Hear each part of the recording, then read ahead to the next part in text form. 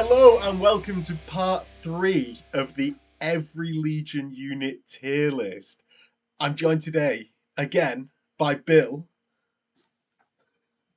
And yeah, as I said, we're going to be doing not as I said, this is the third tier list that we've done. There's 77 units for us to have gone through.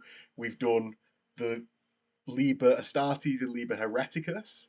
And now we're going to do Legendary Exemplars, Siege of Cathonia, and the other ones. Because there was more exemplary battles units that got redone. Of course, yeah. So we're going to be doing them today.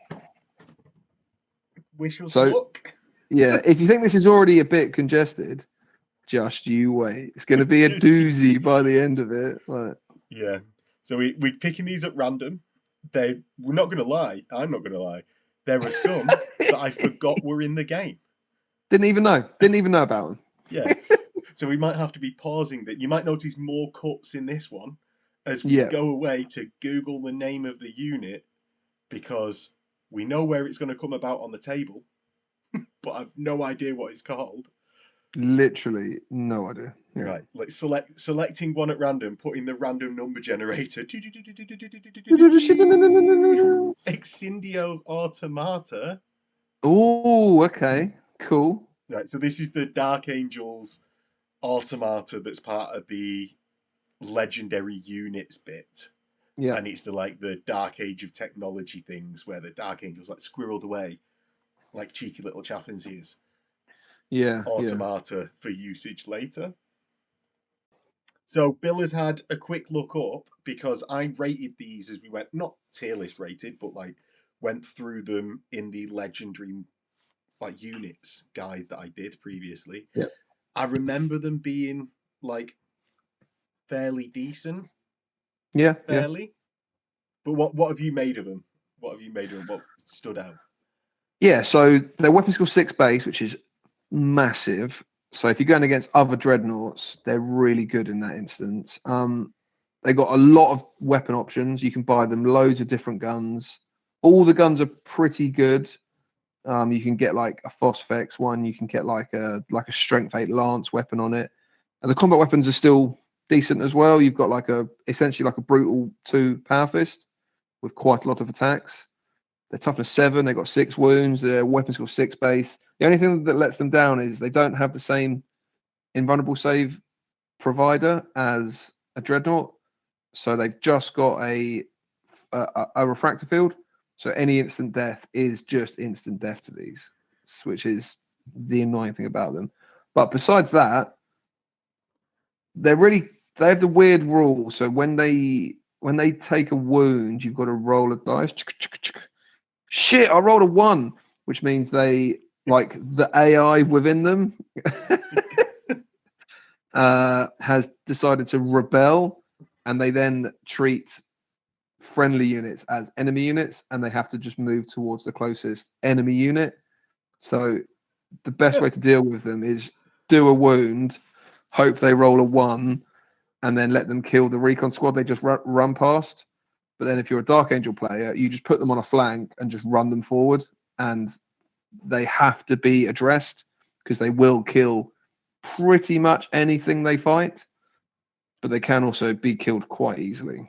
So they're only they're a 6 wound contempt at the end of today. So yeah, and they've got a 5-up invuln. So what it really and with that weapon skill 6 on basically a dreadnought platform, it basically going to come down to how much instant death do we see in Heresy 2, and with Force getting changed to strength bonuses. Not as much as actually you'd think. Yes, if you're playing Phoenix Rapiers and Phoenix Spears left, right, and center, they're going to do you in. Yeah. How much of a problem do you think that is the question?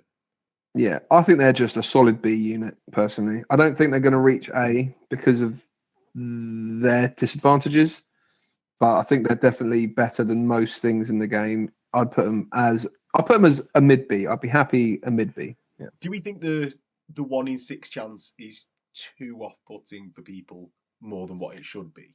Because I never see these about, and there's two reasons that are possibilities. It's either there's no model for them, so people just haven't made them. Yeah. Or two, that 1 in 6 chance is super scary to people. I think it's a combination of both. I like to think it's the model more than it is it's the lack of model more than it is the rules. Because if I played Alpha Legion, I'd be taking Alfarius and 3 of these and deep striking them. Right. Because that'd be cool as fuck. Yeah. More for the fact that like tier list video with me. Yeah. more that I really like the idea of Alfarius being the only other person in the galaxy that can take them off the lion. That makes me a little squiffly. Yeah. Right, I'm going to put him above the trifecta of Terminators. We've got low B, but below Grey Slayers. And my reason for why is Grey Slayers are in every Space Wolf army. No one's taking a tactical squad.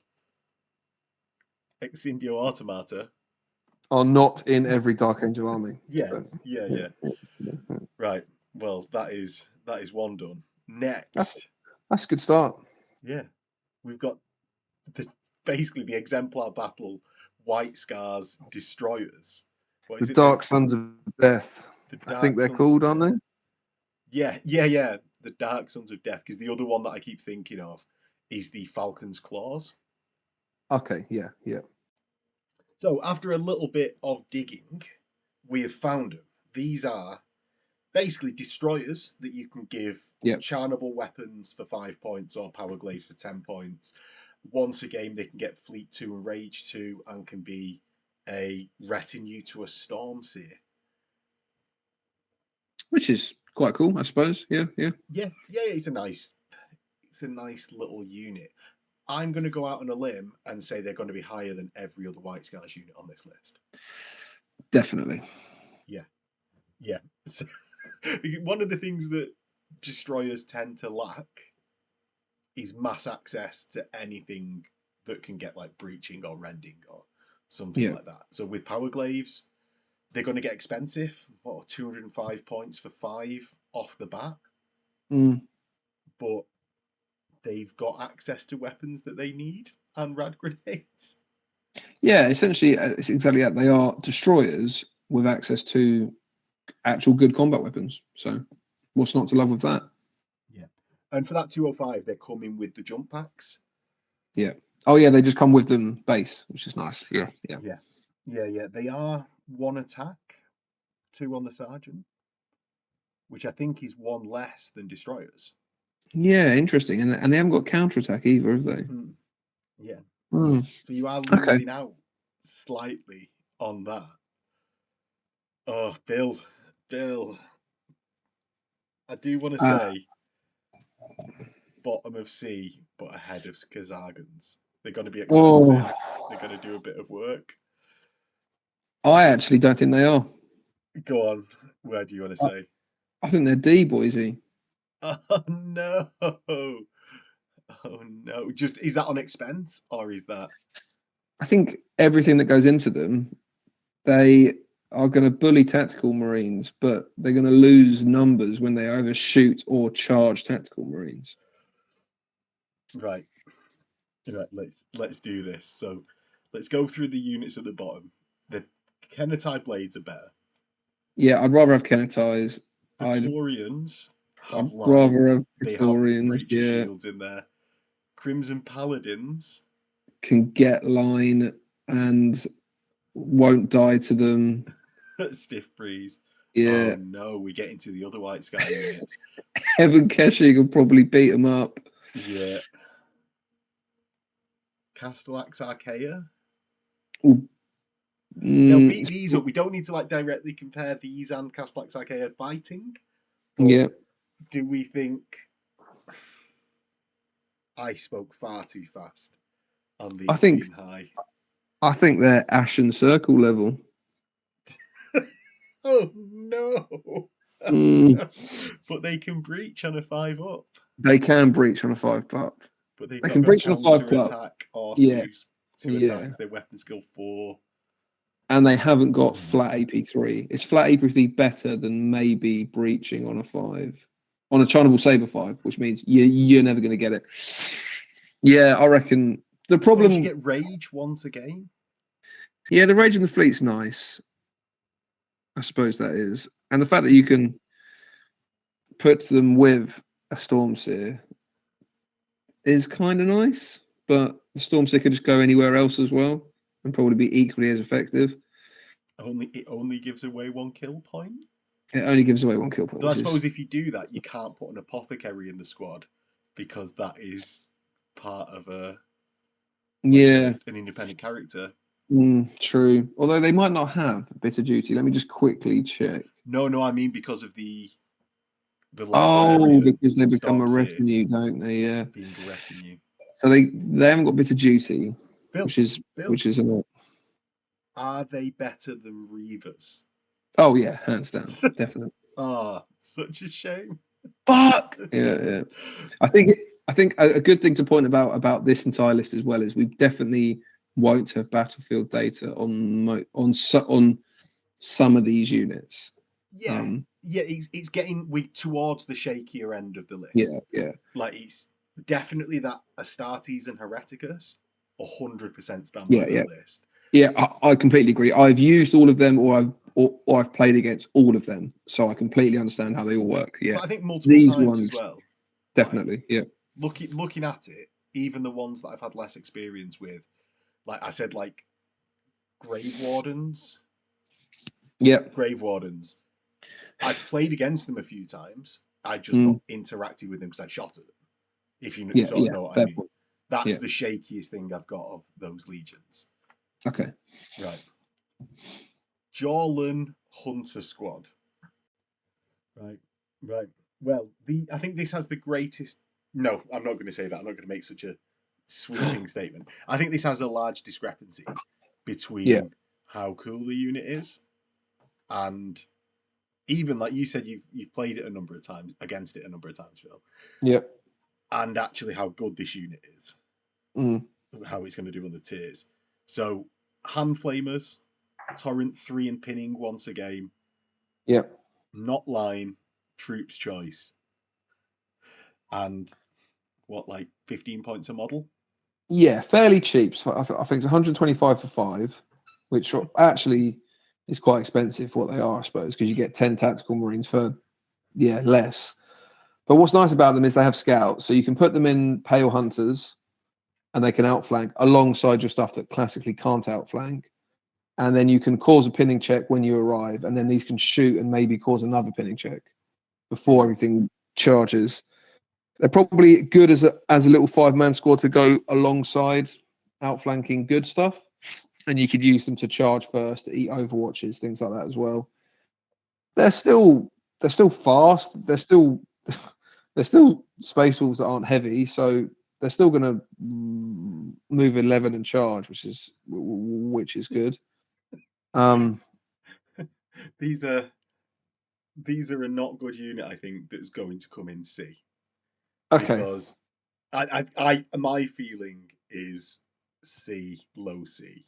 All right. Because the flame weapons, you might be able to get a load of hits because it's got a bit of torrent on there. They're not a pain in the ass to use. And for 125 points, you just throw in 5. The torrent's actually lovely on a flamer because that's kind of what Salamander's players wish all their special flamers had.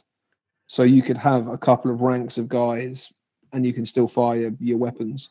Well, I think, personally, Bill, I'm going down on record. All flamers across the game need torrent 3 or 4.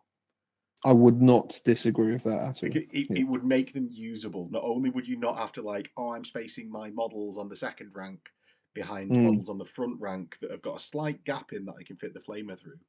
Yeah. You're not going to have to play that game. I'm not saying it affects the power level of these, but it makes their ease of use better. It needs to be across the game. Agreed. I reckon low C, just because they're not overwhelmingly expensive for what they are. Bottom of C, Bosch them in. Bosh. Yeah. Yeah, that's probably fair. Yeah. Yeah, like, because we've got butchers there, and I see even tactical squads do as well as butchers quite a lot. Yeah, quite literally. How insane is that? Yeah. Right, next one. Salamanders. Oh no. Mortis? Adherence? Adherents, Maybe? yes. Yeah, let's get to the rules, Bill. Okay, well, they are in fact sanctifiers. And sanctifiers aren't that bad. Not that bad. Yeah. They're nowhere near as I thought they as bad as they could be. So they're essentially weapons. They're essentially vets with stubborn, which is nice. It's one of the problems with veterans in general, and they just have a few more weapon options that are quite salamandery. So 1 in 5 can take a thunder hammer, or like a power fist, or like a power weapon, as well as the sergeant. So you could get 3 good combat weapons in that unit, which is quite nice. And then they could buy a special salamander rotor cannon, which is a rotor cannon with breaching 6+, which I suppose isn't bad. They're all right. Yeah, I think they're a perfect C unit. Yeah, yeah. So it's because it comes down to that, really, doesn't it? There is nothing wrong with this unit. If anyone wants to know where this unit is from, is the Exemplary Battles book, because we With were full bloom on the searching for front. it for a while. Yeah. Not really seen many people use them. I reckon a C. I reckon worse than Pyroclasts. Agreed. Yeah. But better than So we're an going angel. next to Pyroclasts. Yep, I'm perfectly happy with that. Yep. So Sanctifiers going in. Oh god, I think we've been White Scars, man. They got done dirt. I keep looking at where they're all placed. Yeah. It's lucky they've got probably the best rite of war in the game and a pretty banging Legion trait. So If you want to be playing it like that, let's save it for the Legions tier list. yeah, agreed. Yeah. Because it's coming. Yeah, It's coming. It's like the dragons. It's coming. yeah. I think this is the Offlim Court.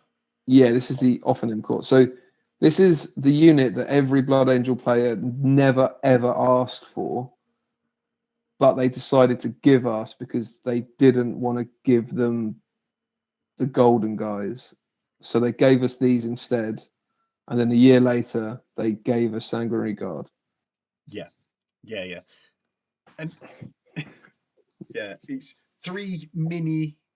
They came out in book 8, Bill. They came out in book 8, but it was 3 mini Centurions, or it's 3 Centurions as a unit, isn't it? And you can be given jump packs, and they've got Perdition Blades. Yeah, I think they come with jump packs base actually, and I think you can buy like one of them a Paragon Blade or like a Perdition weapon. They're not a bad unit actually. They're just not what anyone wanted, so you're never going to really see them, unfortunately. Right. Especially now that you've got Sanguinary Guard. Right. Yeah. Well, let me find the jump pack picture because that might be a different unit. Send it. So these guys have. They don't have Blades of Perdition. They're Blades of Judgment. Blades of Judgment. Yeah. And what they are, Rending 6, Murderous Strike 6, +2 Strength, AP 3. But if involved in a challenge, become +1 Initiative. Which is quite Rending nice. 4, re-roll to wounds, and they can be taken as a retinue squad. As you said, it's just Sanguinary Guard of a different name. Exactly. Because they said we're not going to do Sanguinary Guard. Yeah. I quite like these, Bill. I actually think they're better than when I looked at them initially. I thought, but at the end of the day, 3 of them for 130 points is quite a good unit to go and hunt tactical squads or recon squads. Yeah. To soak up reactions. They're all right. I think they're all right. Yeah. Even if you go max squad size or with jump packs. Yeah. They're 260 points, and that's for like 5 blokes, or with jump packs. When they're in challenges, challenging out characters, doing quite well actually. Yeah. But they've got a good chance Love of your it. mook Yeah. punking a Praetor. Yeah, yeah. And you always want to be issuing challenges with them, which, considering how weird challenges are now in second edition, it's kind of nice to have a unit that throwbacks to first edition where challenges were like a thing. So I don't hate these. I think these are actually probably.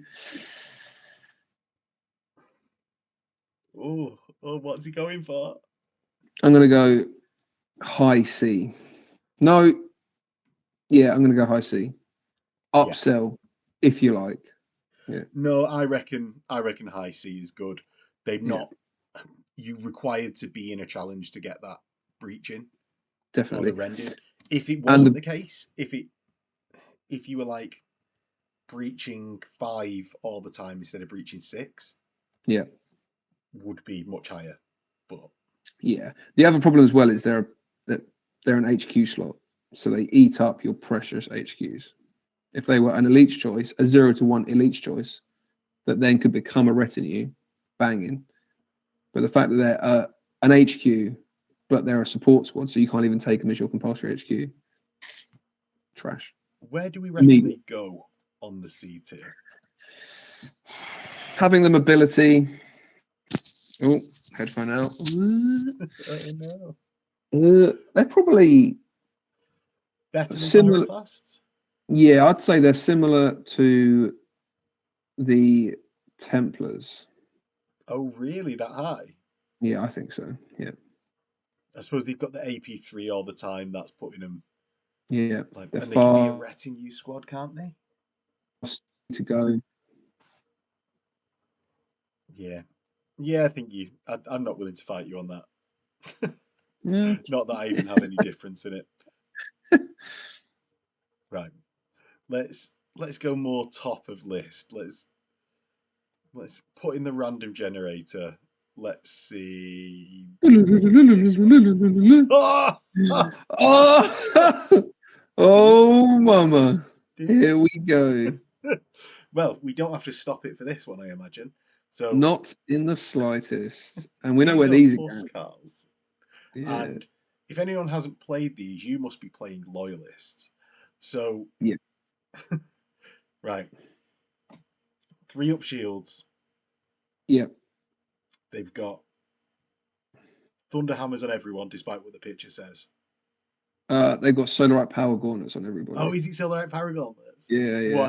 Whatever. They're doubling you out, boy, when you ain't doubling them out. They're doubling a lot of shit out, yeah. Yeah. What is it, Battle Hardened 1 when you charge them? Yeah, so when you charge them, they get Battle Hardened. Yeah, not that anyone would ever charge them because they're pro-murderers, but yeah. Yeah, and they get Deep Strike natural.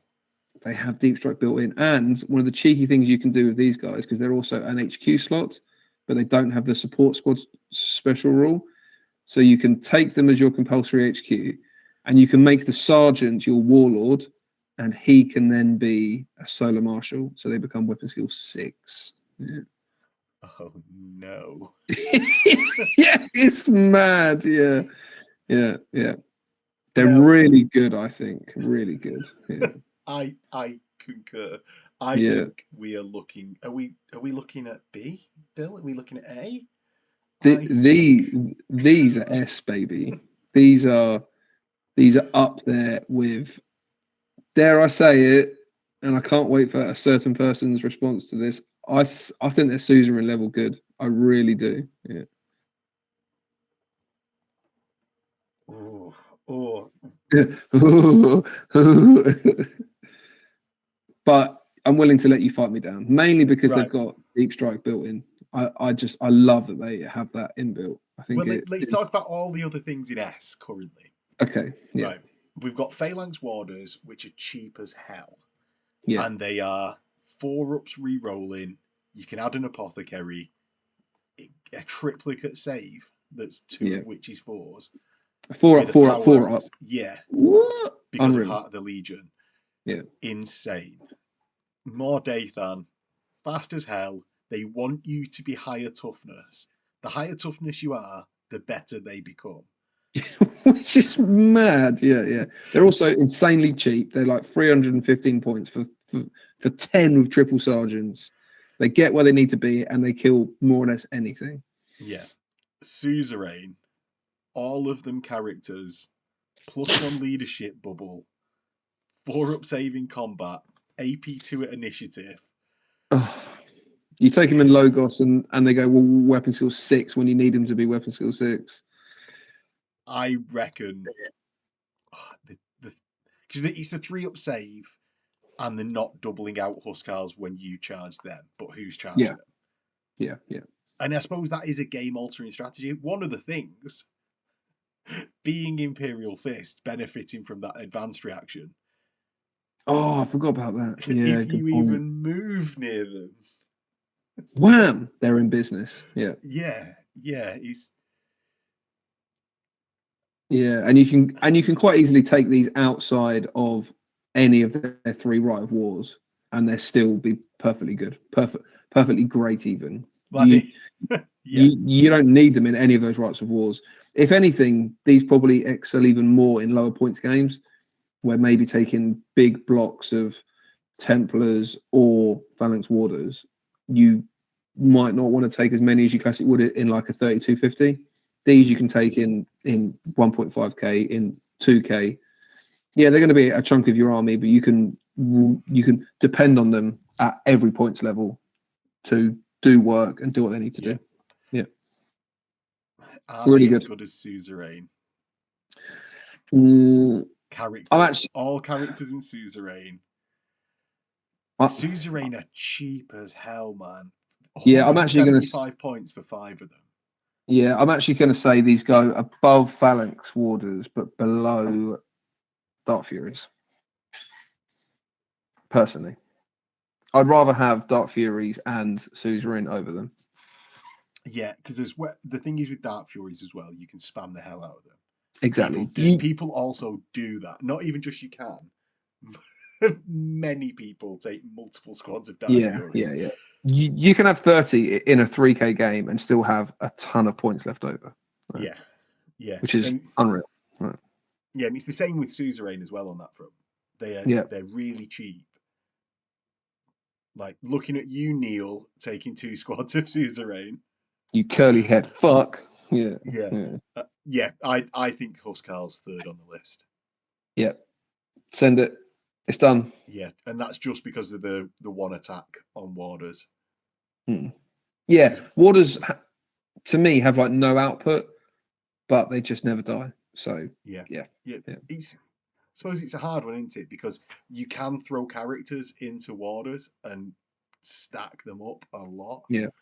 But as soon as you do that, well, I could have done that to any other unit. Pretty much. Right. Enough talk about Huskarls. Imperial Fist Decurion.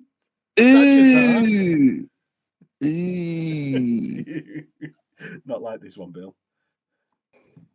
Right. So we've got the Decurion Sagittar, which is essentially a assault cannon fist tank commander, which gains precision shots 5, skyfire, and an augury scanner for 40 points. So he's slightly more expensive than the other, like the generic options. 20 for the defensor, 30 for the locus. What do you think, Bill? I think this guy's actually a bit. I think he's unfairly. No, he's not unfairly because he's an Imperial Fist and he's a piece of trash. But he's kind of slept on. The fact that he gives a unit an augury scanner is unreal, and the fact that he can go in Punishers is really tasty. And it's an Imperial Fist Punisher, so it's +1 to hit. You don't need to worry about taking searchlights because you ignore the range. So if it is dark, you can shoot them, but their tanks can't shoot you because you're in the dark, which is really, really nice. Having the precision shot isn't a bad thing, which is pretty good. The range of the... Do you know what? I was only thinking about the intercept capability of it, but the fact that it's like... It's weird, isn't it? Yeah. Isn't turned up. Yeah. which is Ooh. actually really quite nice. And the fact that, well, if anyone took a plane, you're going to probably intercept it out the sky, would be nice. But most importantly, put this guy in a pair of Punishers, they're intercepting and probably hitting on twos, which is fucking unreal. Like, really good, surprisingly good. Like, what?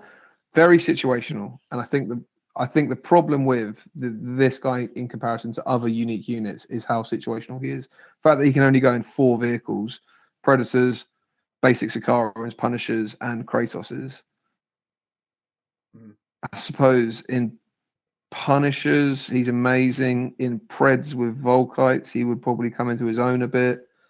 But even if he's in a Kratos, if he's in a Volkite Kratos, he's probably quite nice, actually. He's probably be really nice in a Volkite Kratos. Yeah. Better than. So here's one. Better than the turret on your Kratos for 30 points, able to react. I think so, because only the turret return fires when you use the Locus, not the rest of the tank. But this guy, the rest of the tank intercepts, and he helps that as well. So, yeah, I think he's better than a Locus, personally. Right. Well, that's putting him like higher C. This is a hard one because it's also obviously dependent on tank and loadout, Yeah. things like that. It's a fist, so it's obviously higher up the table. Correct. Yeah, correct. Yeah. Right. So what I'm going to do? Do we reckon it's above, That's, like, say, Deathsworn and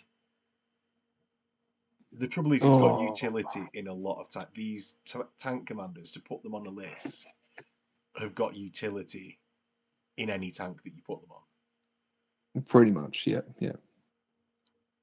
Oh, I I'll don't be happy reckon. him going there. Yeah, there. So, like, top or Please bottom of continue. that continuum, I'm not really thinking about. It's merely like their left-right position of C, not Okay. above or below. Chieftains.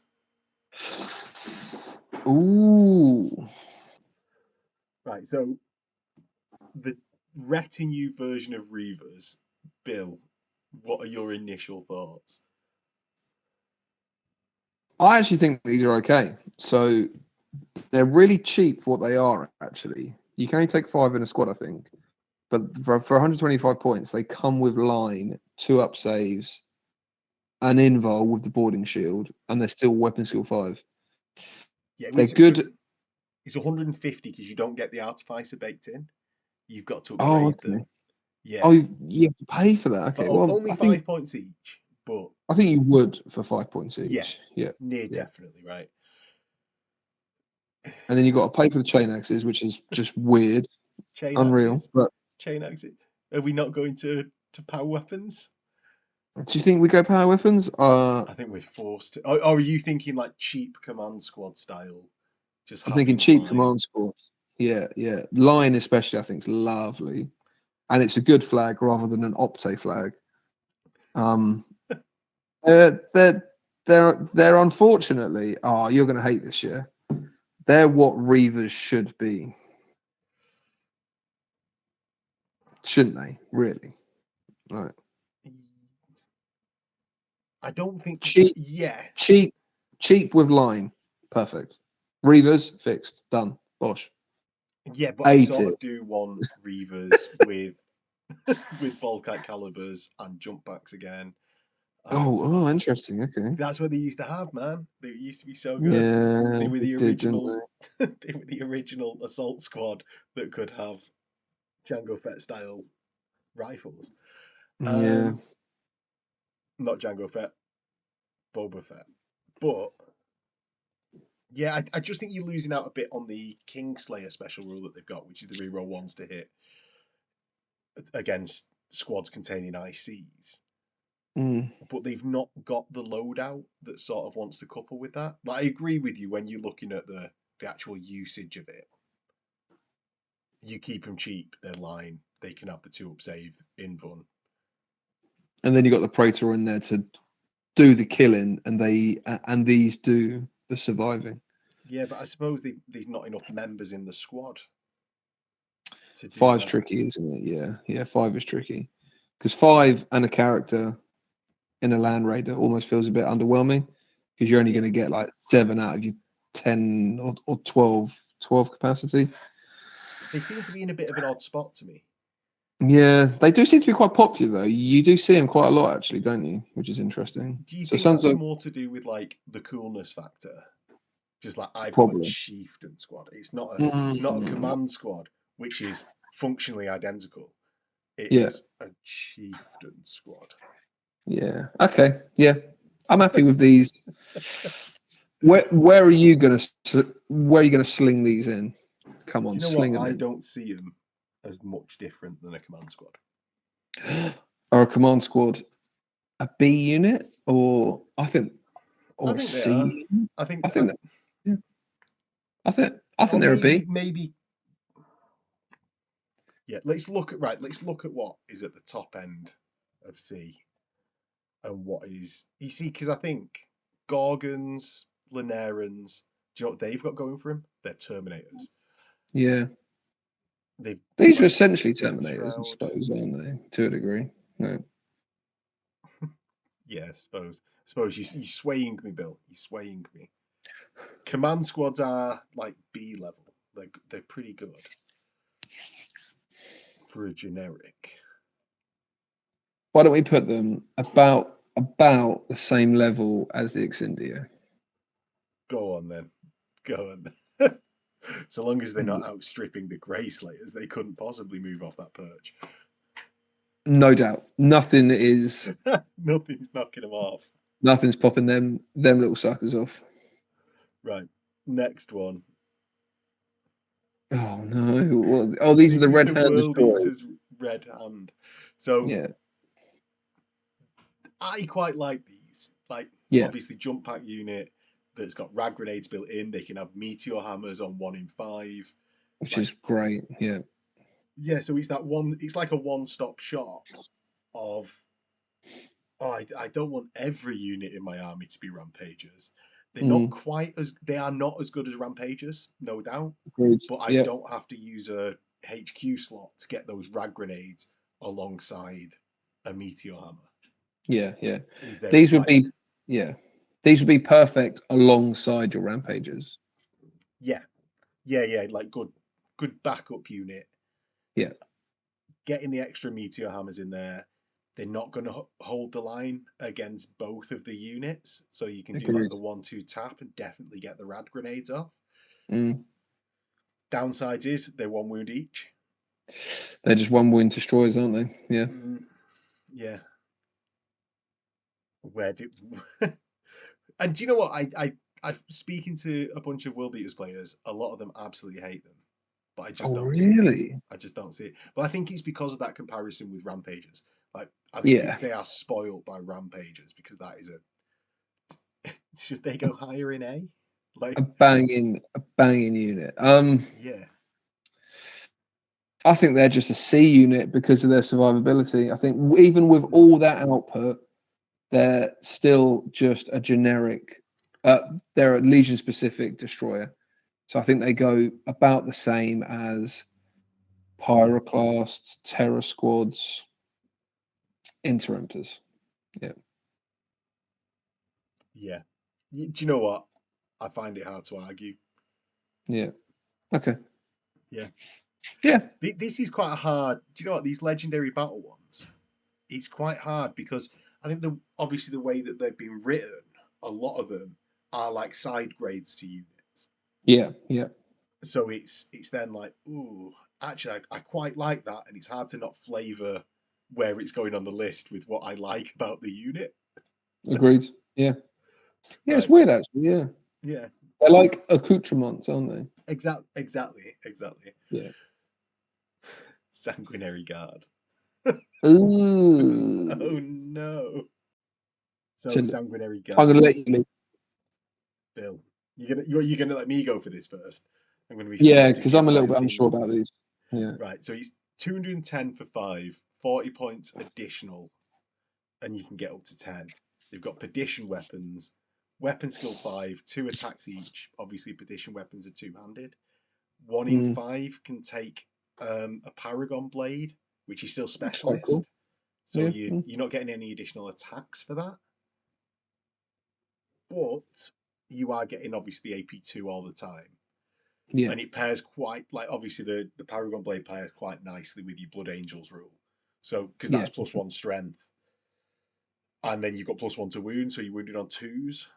With that, it's not doubling anyone out. You've not got an invulnerable save. Almost a command squad. They're like a command squad. Survivability. Yeah. They're like a jump command squad with AP2 weapons, which is actually quite good. Yeah. Yeah, but then when we compare these to, say, Dawnbreakers, which have got their rend or breaching 5 sudden strike or whichever reach one is it? Yeah, it's reach, isn't it? Yeah. I think they sort of just don't hold up to Dawnbreakers at all. I'm trying to think if I'd take them over Dawnbreakers. I think the other problem with these is, and it's less about the rules and it's more the fact that they're Sanguinary Guard. Because you don't want to put Sanguinius with them. Because you don't need to put all your eggs in that one basket. You probably want these running on their own and then have Sanguinius with like an assault squad or something. Yeah, he doesn't need to be carried by he doesn't need to be with a squad of 5 or 10 of these. But every Blood Angel player will put him with a squad of 5 or 10 of these. Yeah, because especially with like a very mobile army. Yeah. What you don't want to do is trade your Death Star for the opponent's Death Star. You want to run everywhere all over the place and then converge on the Death Star with your entire army. Because you've made good selections of where to charge. Agreed. Yeah.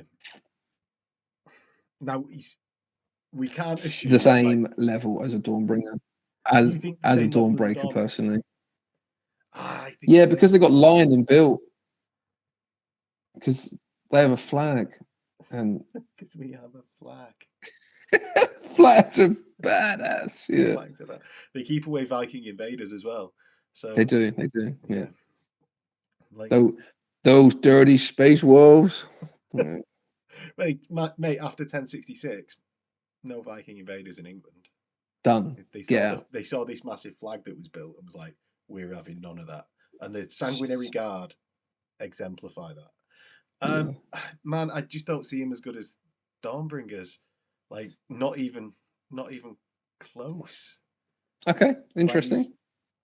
Because the Dawnbringers have the ability to reach that Strength 6 threshold, which Sanguinary Guard with their Perdition weapons, yeah, they can. If you give them Perdition, they've got worse ability to get to AP2 alongside that. Yeah, if you give them Perdition axes, then they are Strength 6, which is nice. But then I'm going at Initiative 1. Oh, yeah, it's true. Right. But they've got line. Right, you keep talking for a sec. I'm going to just go to how much a Dawnbringer is.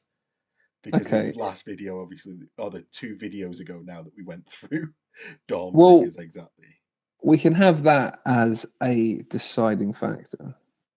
Yeah, which I'm exactly. Because I don't think they're that expensive. Dawnbringers aren't that expensive, I agree. I think they're about 300 odd for a squad of 10. And you don't need to give them that many upgrades as well. Outside of the extra attack, by buying them the melt bombs, they don't need anything else. These guys, you're going to want to tool them up, aren't you? Right. Oh no, Bill. Oh, is it that bad? They're 150. Dawnbringers are 150 points for 5 and 25 points additional. Wow. So you've got 15 points difference per additional and 60 points difference for the initial 5. Send it. I'm just gonna have a nice slice of humble pie that's in liquid form in this tea. Yeah, that points difference is just crazy, man. Yeah, I didn't realize they were that expensive. It's all the gold, isn't it? It's all the gold. That's it. A lot of campaign resources was spent on that gold armor. How much? How much? How fucking much? Becca, put a pie on. Right. Let's start the slide. Better or worse than just staring? Worse. Worse. Fire drakes. Worse. Night raptors. Worse. Yeah, I think so. Grey slayers. Definitely worse. Worse. Yeah. Exindio automata and chieftains. I reckon around that level. Yeah, I reckon that's probably about fine. Though then again, like a squad of Gorgons that we've got below this, I know they've only got that 5-up save, but they can sweep. And they can got the feel no pain in, but yeah. They can take Thammers. Take Thammers, Chuck. Gorgons are cheap, Linnaeans are cheap, Death Shroud are just pigs to kill. I think they're going to drop down. I think we're going to have to bosh them on C. This is a big slide. Right. Cacophony. Deathsworn. Do we reckon they're above either of them two? Like Templars? No, there. There. Right. Yeah. Treading the line in between those three. Yeah. That was a slide.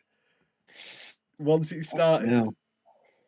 There was nothing pulling it back. It took the combined arms of 3 units to actually give them a little bit of credit, which is unreal.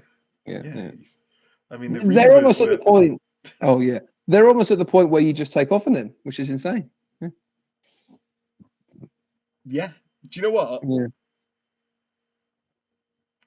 Often have got that murderous strike on everyone. Yeah. They've got 3 attacks each rather than 2. Oh my god. I suppose you're relying on that breaching 6, but then with the perdition weapons, yeah, you're relying on, unless you're going axes, you're relying on breaching 6 anyway. And some of them haven't even got breaching; they're just brutal too, like AP3. Yeah, they're probably about off on him. Yeah, but the best bit about them is every Blood Angel player has to take them. It's like they almost don't have a choice because of how long they've been standing upon bullshit mountain asking for them. Yeah. It's sort of like the reverse of Phalanx Warders, where it was enforced that every Imperial Fist sort of came off Terror, walked along the length of the Phalanx, and then got deployed somewhere else as a Phalanx Warder. It's sort of the reverse of that, where that was enforced by Forge World and Games Workshop, and a Sanguinary Guard was asked for a long time, and they're a C2. Right, what is next? Palatine Blades with jump packs. Because this is a legendary. This was a separate unit entry bill. So this got a separate thing on the thing. Oh, okay. All right, sweet as. One better than normal Palatines. Sick. Done. Because speed is better than not being speedy. Yeah. Perfect. Yeah. Awesome. For the record, that's not S tier. Yeah. For the record. Do you know what I'll do? Let's pause for a sec. I'll make all of those ones on A smaller. So we've resized the next unit coming up. Let's go this end. Yeah. Oh, and we just put the Aqualays, the Phoenix Aqualays above the Phoenix Aqualays. What are they good? The Palatine Aqualays just above the other Palatines. Yeah. Yes. Yeah. Just directly above. Oh, a unit after your own heart, darling. Bill. Trash. No way. 2 reasons, right? Okay. I can either take las cannons on them and hunt for the 6 and be that guy that snipes someone's warlord first turn with a las cannon. That's one way of playing them. Right? There was this thing floating about at the start of Heresy 2. They're cheaper than a heavy weapon squad with autocannons. Tried it out for a bit. Do you know what autocannons are? Rubbish compared to a Volkite Culverin or a las cannon. That's what they are. And a las cannon squad of them for hunting, say, tanks, is more expensive than a normal las cannon heavy weapon squad with Tech Marine included. Oh wow! Okay. So I might as well take the Tech Marine, get to effective BS5 anyway, Yeah. and ignore people's shrouded, and ignore And ignore nanobiting. the dark. Yeah. Yeah, Okay. yeah. They are. Do you know what they are? A heavy weapon squad with las cannons, which is good. Mm. Do you know what Yeah. they aren't? As good as normal las heavy weapon squads, and I will fight anyone on that because Okay. because I can also take them and just hope that someone's warlord is out of a transport turn one and just Yeah. go. Yeah. I roll 10 dice hoping for a 6 and then you to fail a 4 up. But that, Yeah.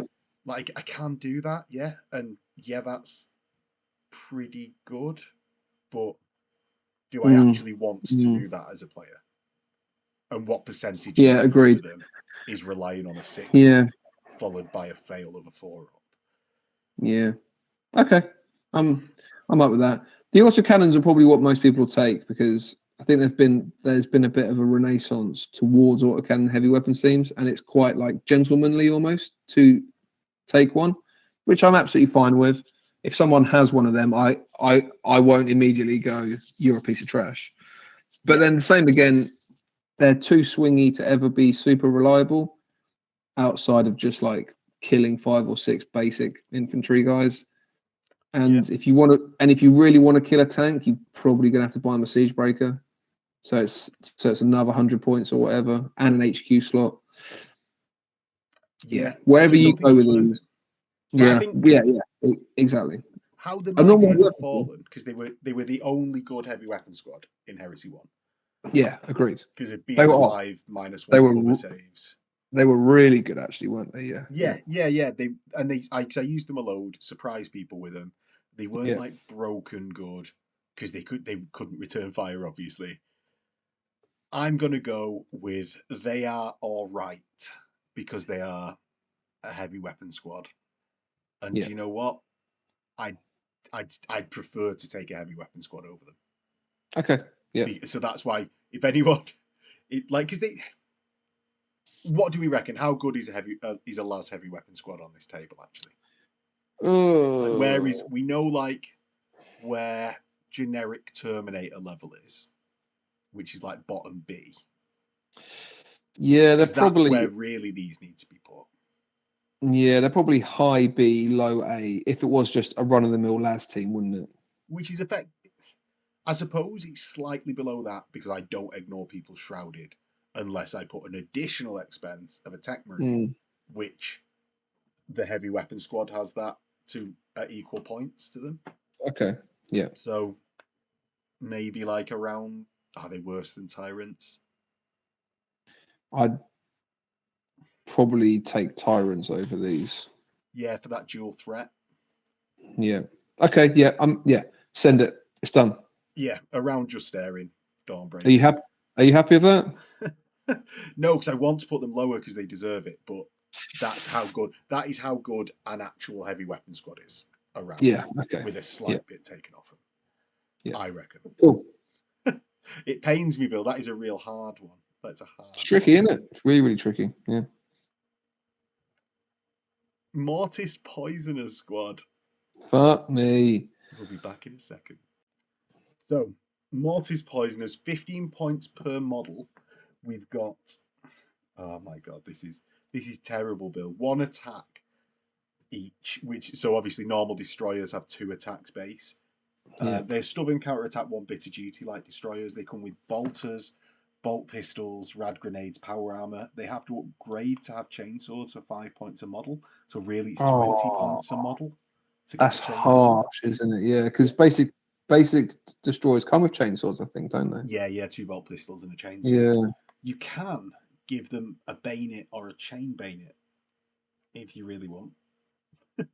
Okay. Any model in the squad can take an Alchem Flamer for free. Okay, so that's a poison 2+, gets hot flamer. Yeah. Which it's not too bad actually. Is our way of doing it. Heavy Alchem Flamer for 20 points a model. The Sergeant can take a scythe or a power weapon, artificer armor, single phosphex bomb, and we're done. So the rag grenades do next to nothing, because if you give them the flamers, the rag grenades that trigger on a successful charge don't matter, because they're just flat poisoned or flashbane or whatever it is. So that's kind of trash. Then they're never going to fight well in combat with literally one attack base. It's a tactical squad in combat. It's a tactical squad in combat, isn't it? Yeah, wounding on 3s, but my tactical squad can take bayonets. Yeah, they don't get a Legion trait, really. The Legion trait does nothing for them. So, yeah. They can take a drill, though. The drill's quite cool. Yeah. Well, just as a transport is... Yeah. I quite like that. But there's a reason why you don't see drills ever, because they're dog shit. We've just rated where a heavy weapon squad goes. Okay. I'm going to say, where does a flamer support squad go on this list? Oh, bloody hell. It goes damn low D. Do we go... Is it Golden Keshig? It's worse than a Golden Keshig. It's worse than an Ashen Circle. Right. Here we go. Is it better or worse than the Dark Hand of Death people? Oh, I tell you what, if they go against each other, classic matchup, they're about the same, aren't they? Yeah, because say like Mortis Poisoners, they do some damage on the way in because they both 3-up save units. Dark Hand of Death Destroyers have power glaives and power weapons. Yeah. 3 of them survive and they kill all the Mortises, probably. Yeah, most likely. Mad. Right. Mortis are worse. It comes down to this, the big question. Reavers. Oh, well, Reavers are like 1,000,000 points, and the Mortis Poisoners are only like 115. I suppose 250 points for a max squad. Yeah, but one of the things that I'm thinking is actually 15 points a model plus a chainsword, 20 points. Right. They've still got basically no output. Other than the flame. Reavers true. might trade back for like 75% of their points. Yeah, probably actually. Yeah. I'm thinking I'm thinking these knock Reavers off the worst slot. I think it pains me to say this. I think you're right. I think these are... So, Bill, we're looking at this flamer, right? And the heavy flamer. Okay. So it's 20. So you can give 1 in 5, is it? Or 1 in... You can buy them at heavy Alchem flamers. Brother, get the flamer. The heavy Alchem flamer. But it doesn't matter because they've got the same rule anyway. It doesn't matter if it's a heavy Alchem flavor or a Gravis Alchem flamer or a fucking Wazoo 10,000. They've all got flashbane. It doesn't matter. So you're paying 20 points for nothing more. If I want to glance, I can at least glance a rhino from the front. That is what you're paying for. 20 points. Correct. You actually pay. Fucking hell, that's worse than a Reaver, isn't it?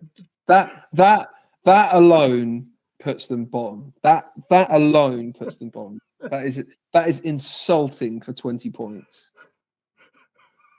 That is disgusting, isn't it? I like how they valued flamers like with flashbane and bolters at the same price. Yeah. Which sort of it's doesn't that mean a normal support squad and a tactical marine squad should be the same points for the same amount of models? Yeah, it should be. It should set precedent, shouldn't it? Yeah. But it doesn't. I mean, kind of. Jesus Christ.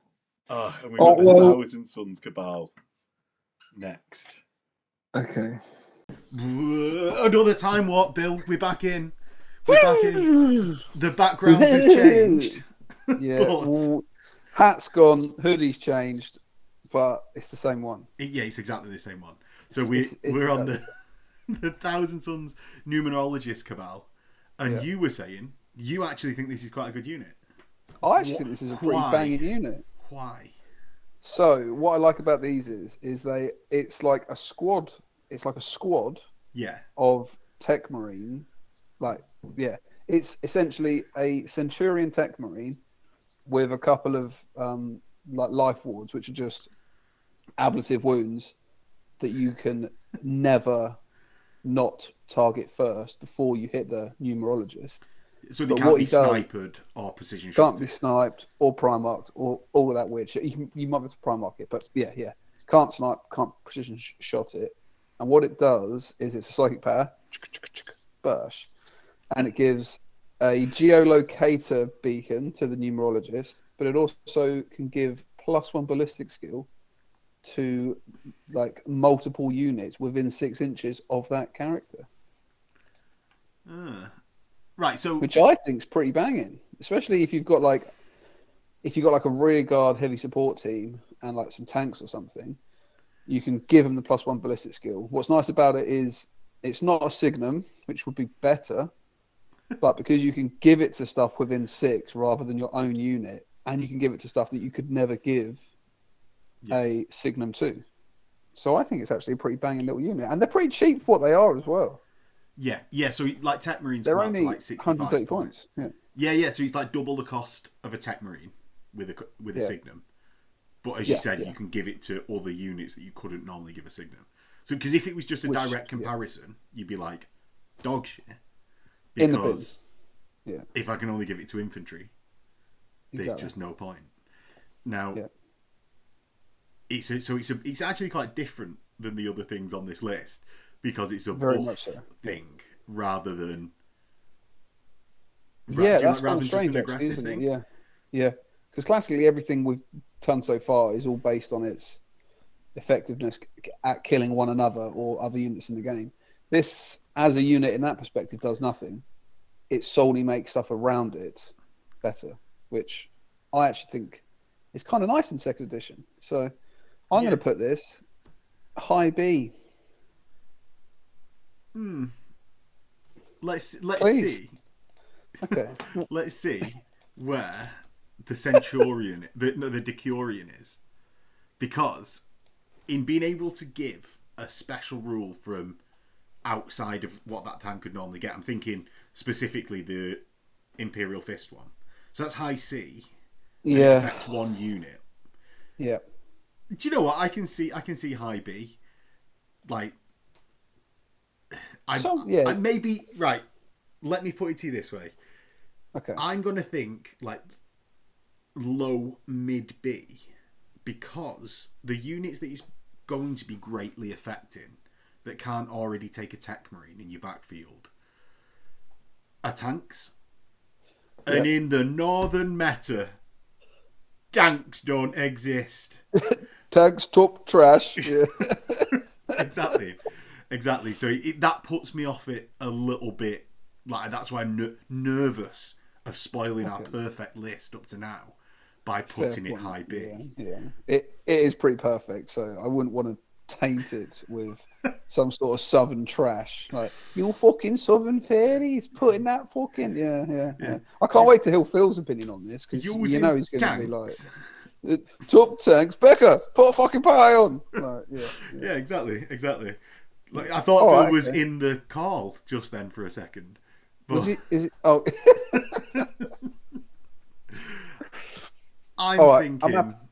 I'm happy with meeting you in the middle and putting him medium to low. Yeah. Above Raptors? It's so hard to gauge though, isn't it? It is, isn't it? That direct comparison. Yeah, I'm happy to go about above where Raptors are. Yeah. Yeah, because Raptors sort of, I'm thinking, have to fit in with your like sort of entire stack of things with your army. Definitely. And this is something that is giving a big boost to stuff. It is the stack. This is the stack. Agreed. So I think this might be the shakiest one on the list. We've come back in straight to like, how the hell do we rate this one? What the fuck? Okay, yeah, interesting. Looking around it, whoa, are these deliverers? Yeah. Also, for the end of the video, Bill, I've got us a quick fire round. Well, what, like 3, 2, 1, pick? 3, 2, 1, pick. Yeah. You'll realise it when we get there, right? Okay, all right, cool. First, deliverers. You have used these more than I've faced them a few times, quite a few times. But more than you probably should have. Yeah, more than I want to have. So yeah, correct. Yeah, you give us your rundown of him. So and then I go with mine. I think these are banging, proper banging. They're essentially Huskars, but well, Well, okay, they're not essentially Huskars. They're on a similar plateau in that they're a cataphractii Terminator that can deep strike, which is lovely because you get around having to buy the Milan Raider or just walk them up the board. I think it's brilliant. Also, you can give them some quite spicy weaponry. So they come with just like a combi bolter and a power weapon base, but you can buy them Raven's Talons, which is fucking insane. And you can also buy them multi-melters, which is also pretty good. And then you can combine it with the fact that you can buy the Sergeant and Infravisor. So he's +1 ballistic skill and ignore shrouding. No. And then you can give him a combi melter. So he hits with that one shot on 2s. And then you've got 2 melters in there as well. And some chain fists if you wanted. But you've got as many Raven's Talons as you want. And then to really highlight it, weapon skill 5, battle hardened. So I think these I actually am going to say, I think these are S tier. I think of the 4 so far, they're the lowest, but they're going to more or less be most of A, I think. Do you know what? I'm going to say, you missed out the most important thing, Bill. Oh no, what is it? Oh no. They get battle hardened 1 if they're loyalist. Oh, is it only if they're loyalist? Yeah. Well, who's using them, traitor? Who is using them, traitor? Point, All you ever do is they pop up and go, hey, we're loyalist Raven Guard cataphractii Terminators with 10-point Raven's Talons and battle hardened 1. Bananas. Pants on head, retarded. Yeah. These are Justarian. Do you know what I mean? This is what Justarian should be, in my opinion. So, but not with Raven's Talons, of course. Yeah. Right. Let's give a bit. Do you know what? I kind of agree with you on the S tier when you put it like that, like the multi-melter for the prior double out of other Terminators. Lovely. If you need that bit of help. Squads of 5 are really useful. But let's have a run up A. Okay. To have a think, actually, that one is probably better for the army or not. Okay, yeah, all right. Lead the vanguard. So, and this is in the context, I'm going to say, of nothing else that is this combat powered within the Raven Guard has an invulnerable save. Yeah. That's the context. Yeah. We've got Dark Furies with the Talons. Yeah. But these, no problem because of the Talons with Dreadnoughts. And they've got a 4-up invuln. And they're not getting doubled out by a Dreadnought. By a Dreadnought, by the heavy support las cannon teams that are probably going to intercept. By other Terminators and like decent combat units. They're going to go toe-to-toe with them. I also think as well, and granted this is a southern predicament rather than a northern predicament, when I've used Dark Furies in the past, even with Corex as well, they can't, unless you buy the melter bombs, they can't actually hurt tanks, which is fucking insane. These guys, you can kit them out to murder tanks, and then they can kill everything. Infantry, elite infantry, dreadnoughts, tanks, everything. Well, you just need a couple of dudes with a chain fist, right? Yeah, exactly. Yeah. Do you know what? Let's not bother going up A. They're low S. Because just looking at the list, very quickly, Phoenix Guard, only holding them off, and I know that's why we put them so high, is because they're very good at holding things off. But I think that's their worst, like, the worst thing that they compare to in the A tier. We've got Cenobium. Well, these guys just rend them to death. They've got one better value on what they need to roll and shred. Yeah, I think teams. I agree. Yeah. Whatever. Yeah, because you're like, melt to me all you like. You're not instant killing me. Yeah, exactly. Yeah. Then we've got companions. It's the same as the Cenobium. Yeah, pretty much. And Marigal, where they're not worried about because it's a dreadnought and they've got rending. Yeah. Yeah. So boom, done. Quickfire round, not completed, separately done. Morlocks. Oh, okay. Here we go. Now we're talking my language. So I don't know if you remember. I was saying for so long, even through first edition, like the Morlocks are coming. Like the dragons are coming. Like when the Iron Hands get the Morlocks, we're gonna have Weapon Skill 5 Terminators, and they're gonna be banging. And then you're all gonna fucking have to suck a dick because I'm gonna have all my fun stuff. I'm gonna have Ferris, my Morlocks, my Immortals that you can never kill because they're just a pain. I'll be happy as Larry. And then they came. The dragons landed. And they were pretty big and pretty scary. So is that then saying that Games Workshop is better than George R.R. Martin? I think they're definitely better than Benioff and Weiss. I don't know about R. Martin, but yeah, I mean, he is slacking a bit. He still hasn't done anything with Winds of Winter or A Long Summer or whatever it is, and that's like 12 years later. Yeah, so yeah, I've used these quite a lot. I've probably used them about 30, 40 times, give or take. Essentially, the rundown is they're Weapon Skill 5 Terminators with Battle Hardened. You can't buy them Thunderhammers, which is a peg down. Yeah. Trash! Get them in the bin. Reavers, you're up. But you can buy them a plethora of weapons. They can have Power Fists, Chain Fists, Power Weapons of all form. And you can buy them Grav Weapons, so they just murder Dreadnoughts. They come with Volkites, and then you can give the Sergeant a Volkite Culverin, which is cool, but whatever. You can buy them a flag, so they haven't got to be like a retinue. You can just buy them the flag, which is great. And then they're Iron Hands on top of that, so they're really resilient to shooting. So to actually instant kill these guys, you need strength 11 or higher, which is pretty mad. So even the like Arachnus las cannons ain't got shit on me. Ain't got shit on King Kong. So I actually think these are really good. The problem with them is they only come in squads of 5 max, and as soon as you kit them up, they are quite expensive. Very expensive, in fact. I think a squad of like 5 with a flag, all got Grav Shedders and Power Fists is like 330 odd points. Do you know what I mean? Like nearly 350, and it's a good accompaniment, but it's not like a 10-man. It's not like a Huskar squad, and it's not like a Deliverer squad in terms of like Terminators. So I think these are a high A, personally. They might even be. The Battle Hardened one gets them to like high A. Yeah. I was just distracted, Bill, by checking out where we put Huskars. Okay. You stupid bitch. Why'd you even question it? No, just because you used it as an example of like, they're like around Huskars or like up or down from Huskars. Yeah. Well, Huskars are here. We put Huskars here in the list that we're super like on top of.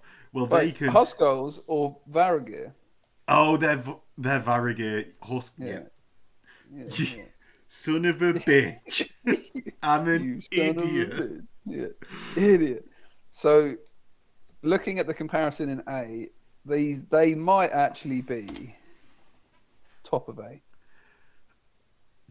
Do you think we put the Marigal in the wrong place within this bracket? I'm starting to think maybe we did. Because actually, I think these guys might go below Companions, to be honest. But because higher than the Marigal. Yeah, because these guys, to do their damage, are going at Initiative 1. Yeah. And it's hard to break out of directly comparing the two units versus comparing the unit overall. But having Murderous Strike and your opponent's going initiative bad is sort of better with a load of attacks is better than, I would say, battle hardened 1, especially when you can get 10 members in the squad and jump packs. Yeah, exactly. I think 10 in the squad with the special "you can't shoot me," la la la, you can't shoot me. They probably do go actually top of A, don't they? But then that makes me question, because they will kill Amara Ghal as well. Yeah. As will Morlocks, but Headhunters won't. So maybe a little reshuffle would be. Do you think the Cenobium go above? Headhunters are good. I just like how I know the Headhunters struggle against the Marigal, but what they want to do for the army is they just come in, assassinate the 3 characters, job done. 600. We've traded evenly in points, but I've got 2 victory points from it. And out of games, out of a mission scoring, is just nothing else is giving that really on this list. Okay. So, I think I'm pretty happy with that top 4 on the back of you just saying that. So I think let's relegate the Marigal, because the Cenobiums will cut it in half, and that I suppose is the direct comparison, isn't it? So. Yeah, exactly. Yeah. Well, it's all right. Yeah, I'm quite happy with that. We're on to the next unit, which is going to be from the bottom of the list. Dominators. Your babies. Wellity.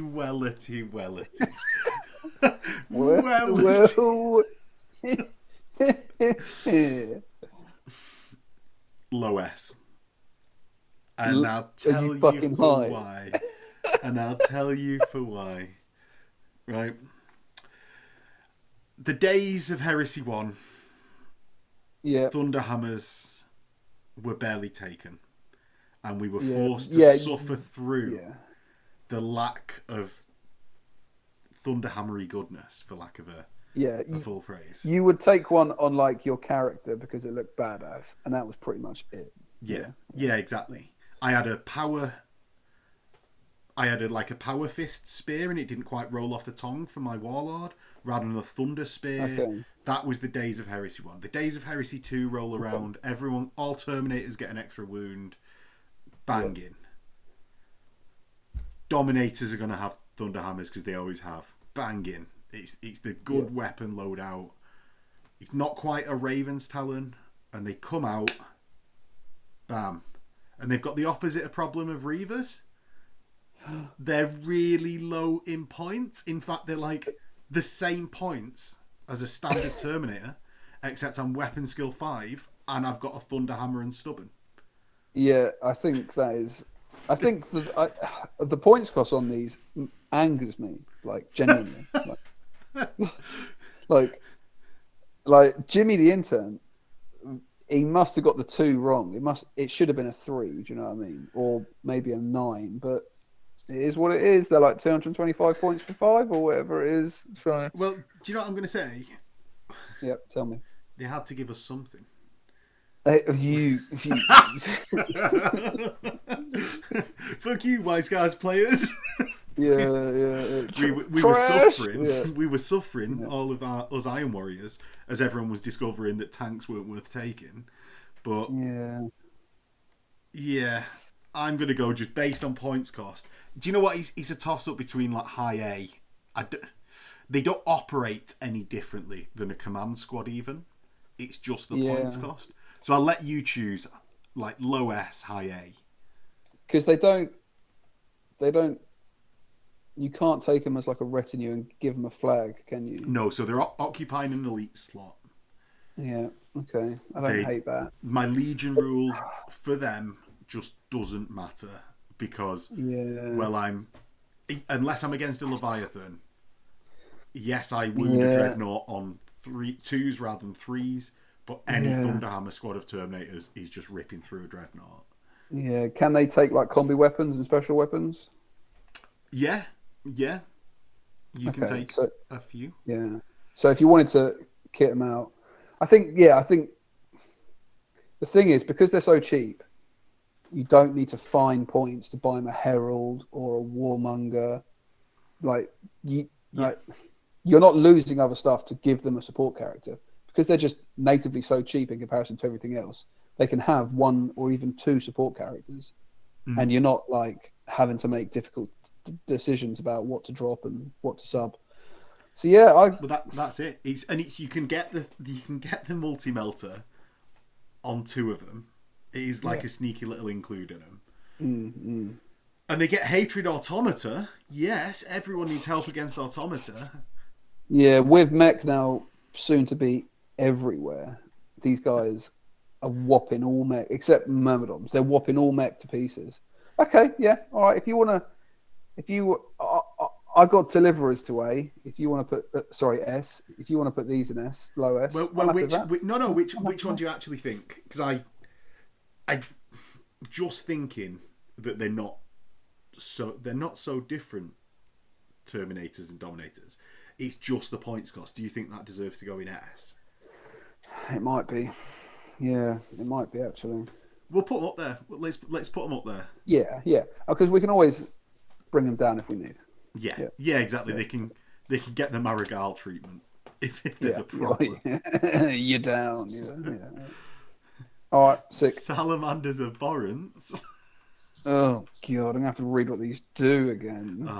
Because these are essentially the same as the other unit, aren't they? But they're not the same because they're salamanders. So they've got to be a little.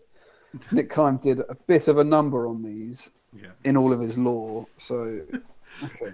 Well, I heard it got a 30,000 points Salamanders army sold at the start of Heresy 2. So literally out in the bin. Didn't even keep a token. Ispan 5 force. So they're 140 points, 2 wounds, 2 attacks. They're only weapon skill 4 though, so it's like a veteran with weapon skill 4. They've got support squad and troops. They get a Dragon's Breath combi flamer. Okay. They're relentless and guided by prophecy, which at the start of any assault phase, a leadership test may be made for the unit against a leadership of 7.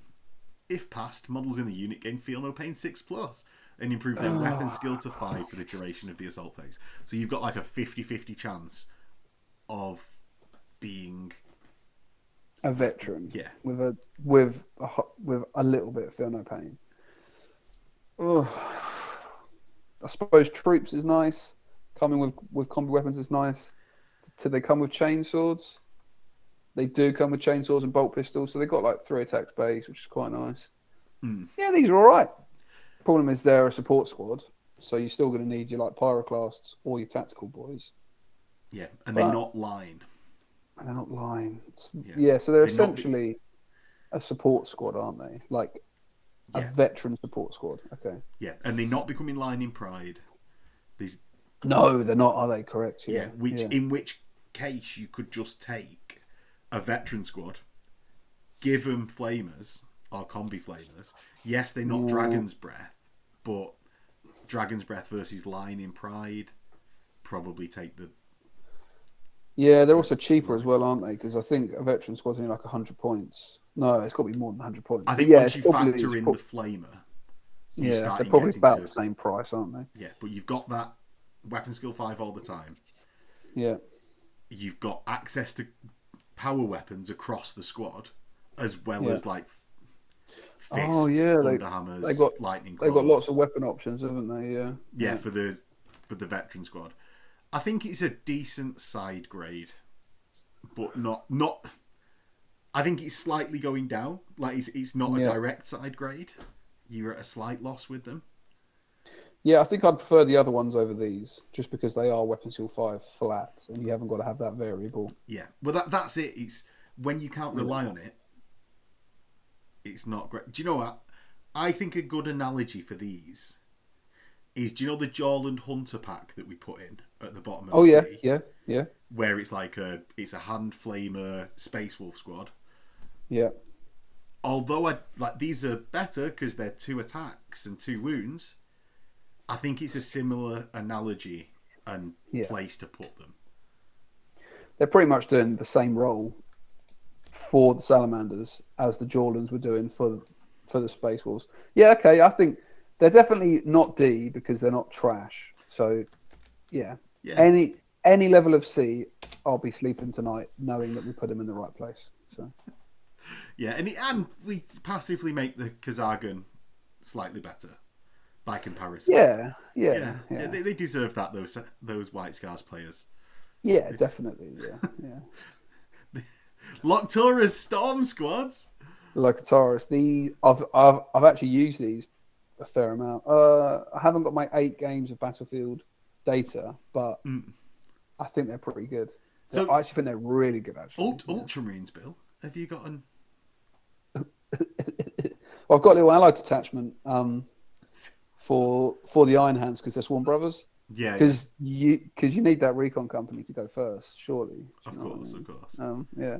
So I got a squad of these as well because Tortuga had some pretty badass like Mark IV Roman torsos. So I built a squad of 10 of these as well. I think these are really good. I think these are a solid A. They got a points increase in the December FAQ, so they are about, I think 10 of them are about 315 points and 330 if the sergeant's got a Thunderhammer. Yeah, but they are weapon skill 5, 2 up armor. Yeah. At least test the memory. Yeah. Rending 5+ power swords, which is banging. Yeah. Sergeant can buy a Thunderhammer, which is always nice. And then they've got quite a nice rule, which is why I think they're actually a lot better than people take them for, where if the unit they're about to charge has already been shot at by another Ultramarine squad, so it really plays into that like interlocking tactics Legion trait. They get +1 to hit, not even weapon skill, just to hit. Yeah, and that gives them a real edge against A, culling mooks like it's going out of fashion, B, killing dreads, and C, going kind of toe to toe with other good combat units. So yeah, 100%. Were a real sleeper, I think, even in Heresy 1, where you just didn't see them, and then they've started popping up a lot in Heresy 2, with how good they are. As well, they have Duelist Edge on a Greyan power sword, RG, and they're all chosen warriors. They must be, yes. So when that Praetor comes reeling in, you can just insert generic Ultramarines like Ataris to fight that Praetor, and he might even chip a wind or two. Yeah, banging. Oh, there's Korax over there. Go and get him. And we all know Duelist Edge, super trolly, super great. Yeah. I still think it's best on a Solar Auxilia Sergeant, just getting a chance to nuke a Space Marine. Yeah. Okay. It's fun. It's fun. So Rending, they're gonna have 4 attacks each on the charge. Yeah. With Rending, a squad of 10 of them's popping out 40 attacks. And if you popped a Rhino's Combi Bolter into a Dreadnought, you're hitting on 3s. Yeah. You've got a good chance of doing some serious harm to that Dreadnought. Yeah, definitely. And you're trading out well. You're trading out well for 25 points. Very, very well, yeah. I think these are probably one lower than Rampagers. Have we got Rampagers in A? Yeah, we've got Rampagers here above the Incadius. Yeah, I think about that is probably right. Yeah, I think the one extra pip of Rending on Rampagers, as well as the opportunity for that Meteor Hammer with the rat grenades. Yeah, and you can have larger squads as well. I think of Rampagers. I think they go to 15. Yeah, and they can get line in their Rites of Wars, which are always nice. Because these don't have line. They're like the only Ultramarines unit that don't have line, right? Mad, right? Yeah. But saying that, if you're running Logos, you probably give them a Herald because then they go Fearless, Retribution Strike, Weapon Skill 6, which is fucking retarded. So I'm happy with them at there. Yeah. Okay. Reavers with assault packs. Oh, just when you thought you couldn't make Reavers any more expensive. I've played them a fair amount of times now. Yeah. And do you know what? They're probably about the same. Oh, really? Or maybe, do you know what? They are better because when you lose those guys coming in, like running up or whatever you're doing with a squad of Reavers, because they're too expensive already to put them in a Spartan for a squad that's going to have chain axes. Yeah, okay. Yeah, right. Yeah. Because you're not upgrading them any further, they've just got the jump packs. They are better. They're probably better than Golden Keshig. Oh, wow, okay. But because the speed evens out. Or Yeah, somewhat. the speed. I always think it's worth a couple of points. Being able to get where you need to be on your own accord always improves the unit. Yeah, I'm happy for these to probably go maybe even higher than that. I just don't see him getting past, say, like Eben Keshig. Yeah, I suppose. Like that is maybe like the cut off of where I think. Where would you put him? Would I have them? I wouldn't have them over Kenetai. I wouldn't have them over Line Praetorians. I played some of them again on the weekend. Crimson Paladins, and then they have Saras are actually quite good, but they're still not that good. But his new data coming in and changing where Paladins is going. Oh, it's so situational. And at the end of the day, I think what we said about them was as tough as you can be, but when you've got no output bar a power sword or like a rending 5+ power sword, they're still just a bit trash. Okay, I'm happy for them to sit in that lovely space that you just created for them. What about Eben? Nah, Eben are better because they're cheap. Yeah, okay. And I think that's what he's boiling down to at this bottom end is like a lot of the thing is because this is a 500 point squad. Yeah, it's so pricey, isn't it? Easy. Yeah. Like I've had them as high as 550 before. When they're all like kitted out with tabars and stuff. Yeah. They're getting on for 550 for a rending, a breaching. I think it's 4 or 5 squad that's two-handed. Fuck it now. Yeah. Yeah. All right, it's done. Sling 'em in D. Yes. Yeah, the little pups. Right. Well, do you remember anything about this unit, Bill, or should I go into? These are they're like 10 points for a unit of like 5 or something, maybe, or like 10 points each. 10 points each. They start at 1. It's a squad of 1, and it comes as a retinue for your Masters of the Legion, right? It doesn't use up a 4-star chart and is considered part of the same unit. It can be deployed with with the model selected leader, and that person, they can't leave the Fenrisian Wolf pack. So sadly, that subunit can't then join another unit, which is sort of how it should have been. If anything, what it was, wasn't it? Yeah. Like say 3rd ed onwards, they were just able to join, and even like was it Heresy 1 as well? They could do that. Yeah. They were kind of like War Gear, weren't they? In that they didn't take away that independent character special rule, so you could buy like 4 of them and then still join your Vara gear or whatever. Yeah, which was really cool actually. Yeah, really cool actually. So whereas now you're effectively there's up to 5 wolves that are going to die by bolters, and they got no armor. They've got a 6-up armor save from somewhere from their thick pelts. Any feel no pain? No, they've got claws, and their claws is strength, user, and shred. That's all they have. Strength, toughness 3, initiative 3, so they're not even fast. Their weapon skill 3, so they're not even good in combat. Okay, they are a retinue. Can they buy a flag? You can't have a flag wolf, no. They haven't got a flag on them. And they're 10 points each. So they're the price of a tactical marine. It's 10 for the first one.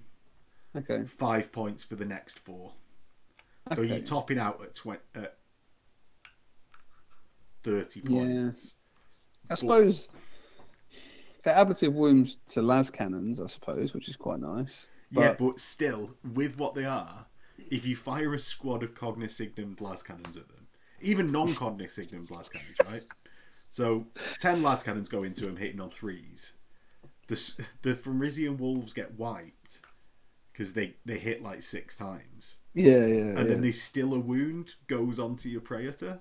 Oh my god. I think these might be the worst unit.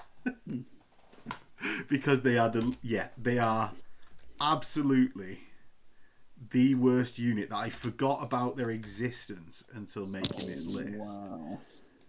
That is how bad they are. Jeez. And I do you know what? There's some on the shelf behind me from when I used to play Space Wolves in like Eye of Terror Codex era. Yeah. And I've completely erased them from my consciousness. Yeah. The Cogitator banks have just gone boop out of here. Yeah. Yeah, exactly. All right. Trash. Efrit squad. Oh, actually, okay. All right. Actually, go on, you give it us then. So these always surprise me, these do, in a weird way, because they're ballistic skill 5, 2 wound, like veterans, I suppose. And I always forget that they're are they weapon skill 5? Ballistic skill 5? They're ballistic skill 5, 2 wounds, 2 attacks. Leadership 9 on the sergeant with skirmish. They've got Bane Strike shotguns, the Hydra's Whale Disruption Array, and that's every squad member has that. Shroud bombs. What the Hydra's Whale Disruption Array is a 12-inch Assault 1 Hydra's Whale, which is basically reduced leadership by -1 if you suffer 1 or more hits. Yeah. The Bane Strike shotgun is a 12-inch range, strength 4, assault 2, shred, breaching 6. It's a shred shotgun. That's quite nice. With breaching, and the entire squad can take power daggers for 25 points or melter bombs for 5 points a model. Is it flat 25 points for the unit? Yes. And they're 2 wounds. They're probably quite... Have they got infiltrate or scout? Infiltrate and scout. So these are not headhunters. Are they better than Mordathan? Because they sound like they've got a similar role. Probably not. No, because they've not got that strike capability, because they can't even get to, say, combi weapons. They're breaching 6, so you can't just alpha strike someone. Yeah, they haven't got precision shot. Okay. Mid-C. Mid-C's good. Yeah. I think they probably sit similar level to Terror squads. I reckon below Interrupters. Interrupters are breaching on quite a good, like a decent value, putting out quite a lot of hits. You can't assault Interrupters and have a chance at all. Yeah, true. And I probably prefer Pyroclast over these. Yeah. Just because you've got melters. So okay. Yeah, let's go there. So one up from the numerologist, 1 lower than the Pyroclast. Okay, yeah. Is that the Salamander's numerologist? Salamander's numerologist? Sanctifiers. Oh yeah, one above Sanctifiers. Yep, happy with that. Yep. This list is getting really small on this. Yeah. Where is the numerologist cabal? Oh, it's in B. Fucking hell. I put it in B as well. What a boo. Yeah. we can knock it down if you want, Bill. Nah, I want them in B. Yeah. People have got to be able to complain about something, right? Exactly. I want Phil to comment on it. So yeah. Whoa. Trash. Absolute dog doo-doo. Because it's 2024. Because it's 2024, baby. I would say these are better than dogs. Better or worse than Reavers? Oh my god. It's like fucking comparing. Oh, okay. Right, so they can take power weapons. They're in cataphracti armor. They can take fists for 5 points each, but they start at 290 points for 5, and they're 55 points each. So that makes them 60 points with a fist. Yeah, they lost the Thunderhammer rounds, but they've still got the quite good 4-shot pinning rounds. Oh, Yeah. I played them a few times, and I never thought they were like. I know a lot of people had them thought they were like really, really good, and I never found them to be like that damaging, if that makes sense, even with the Thunderhammers. Fuck off, Bill. Right. Oh, really? So this is coming from. I'm going to call you out on this. This is All coming right. from. So because you played Iron Hands, getting the bias. feel no pain. No, the feel no pain. Yeah. On Iron Hands, and Raven Guard could charge them from outside of their missile range, in a single turn. So you only got that one incoming barrage. You got that Overwatch, and that was it. Yeah. And you're always going to roll a 1 to hit and a 1 to wound, aren't you? So it's never going to be that threatening. Yeah. And even just this one round, because I can only turn off with a librarian reactions in one round. Okay. Yeah. Yeah. You're not overwatching me. Yeah. I will say as well. I remember. I don't know if they have the same rules, but they used to be able to shoot the bolt guns as well as the missiles round corners. Yes. Yeah. Which fucking made my piss boil in just rage and just and just anger over it. Yeah, and now they haven't got that, have they? You got to be angry over that, and the rest of us got to be angry over. Oh no, they're wiping my army one step at a time, systematically. Yeah, because it's so the reason I was specifically like, I can't let him get away with this, is it's specifically both you and James Ogg that was like, they're completely fine. They're completely fine. Both Raven Guard James players. As well. Yeah, both Raven Guard players. James's reason was because I can charge them from outside 24, and there's the rest of us okay. None of the rest of us can do that. Shut your whore mouth. What did Vect think of them? Vect took them to a doubles tournament. So did he? Yes, when him and Neil, I think he wrote Neil's list, and. Suzerain, Fulmataris, Las Cannon. I think it was double Suzerain as well. Oh my god, and some heralds, because I know Chris loves heralds. Everyone wants to score, yeah. Yeah. So, but for how they are now, they right. So they're half again as expensive as a Terminator with a power fist. Yeah, but they haven't got power fist, have they? You have to buy them. They're like power weapons. Oh, that I mean at that point, taking off the targeter and giving them power fist, they're half again as expensive. Okay. Right. So you've got breaching 4-up missiles. Yeah. But it ain't a tyrant. It's not a tyrant, is it? Yeah. Yeah. Do we reckon they just shoot plasma guns, single shot plasma guns, don't they? Is it better to be? Yeah, exactly. Is it better to be a cheap Eben Keshig or a Terminator that still has a fist, but is quite expensive? Fuck me, Max. I'd have most of those units over these. Most of these? Yeah. 100%. No way. No way. You're going to put Fulmataris? Yeah, I definitely have Conta cars over them. I definitely have those jet bike things over them. Are we going there? I don't know if I'd have Ashen Circle over them. They're probably better than Ashen Circle, aren't they? Yeah, Ashen Circle's on the AP3, isn't it? And they're not as expensive as Reavers. They're not as useless as the White Scars dead guys. Yeah. Okay, all right. Let's go with that. Yeah, and I'm going to make a second line because D's getting pretty full now. Sick. All right. How it should be. Top and bottom. Nice and large, so everyone can see. Yeah, well, that's it. It's really... it's about who's at the bottom getting PlayStation 4s. Exactly. Falcon's claws. Yeah, I'm just stuck on numbers now. Everything's a number. Ooh. 95 points. Their movement 9, including their white scars thing. Yeah. Weapon skill 4 with 2 lightning claws. Okay. 4 up save. Bad then, is it?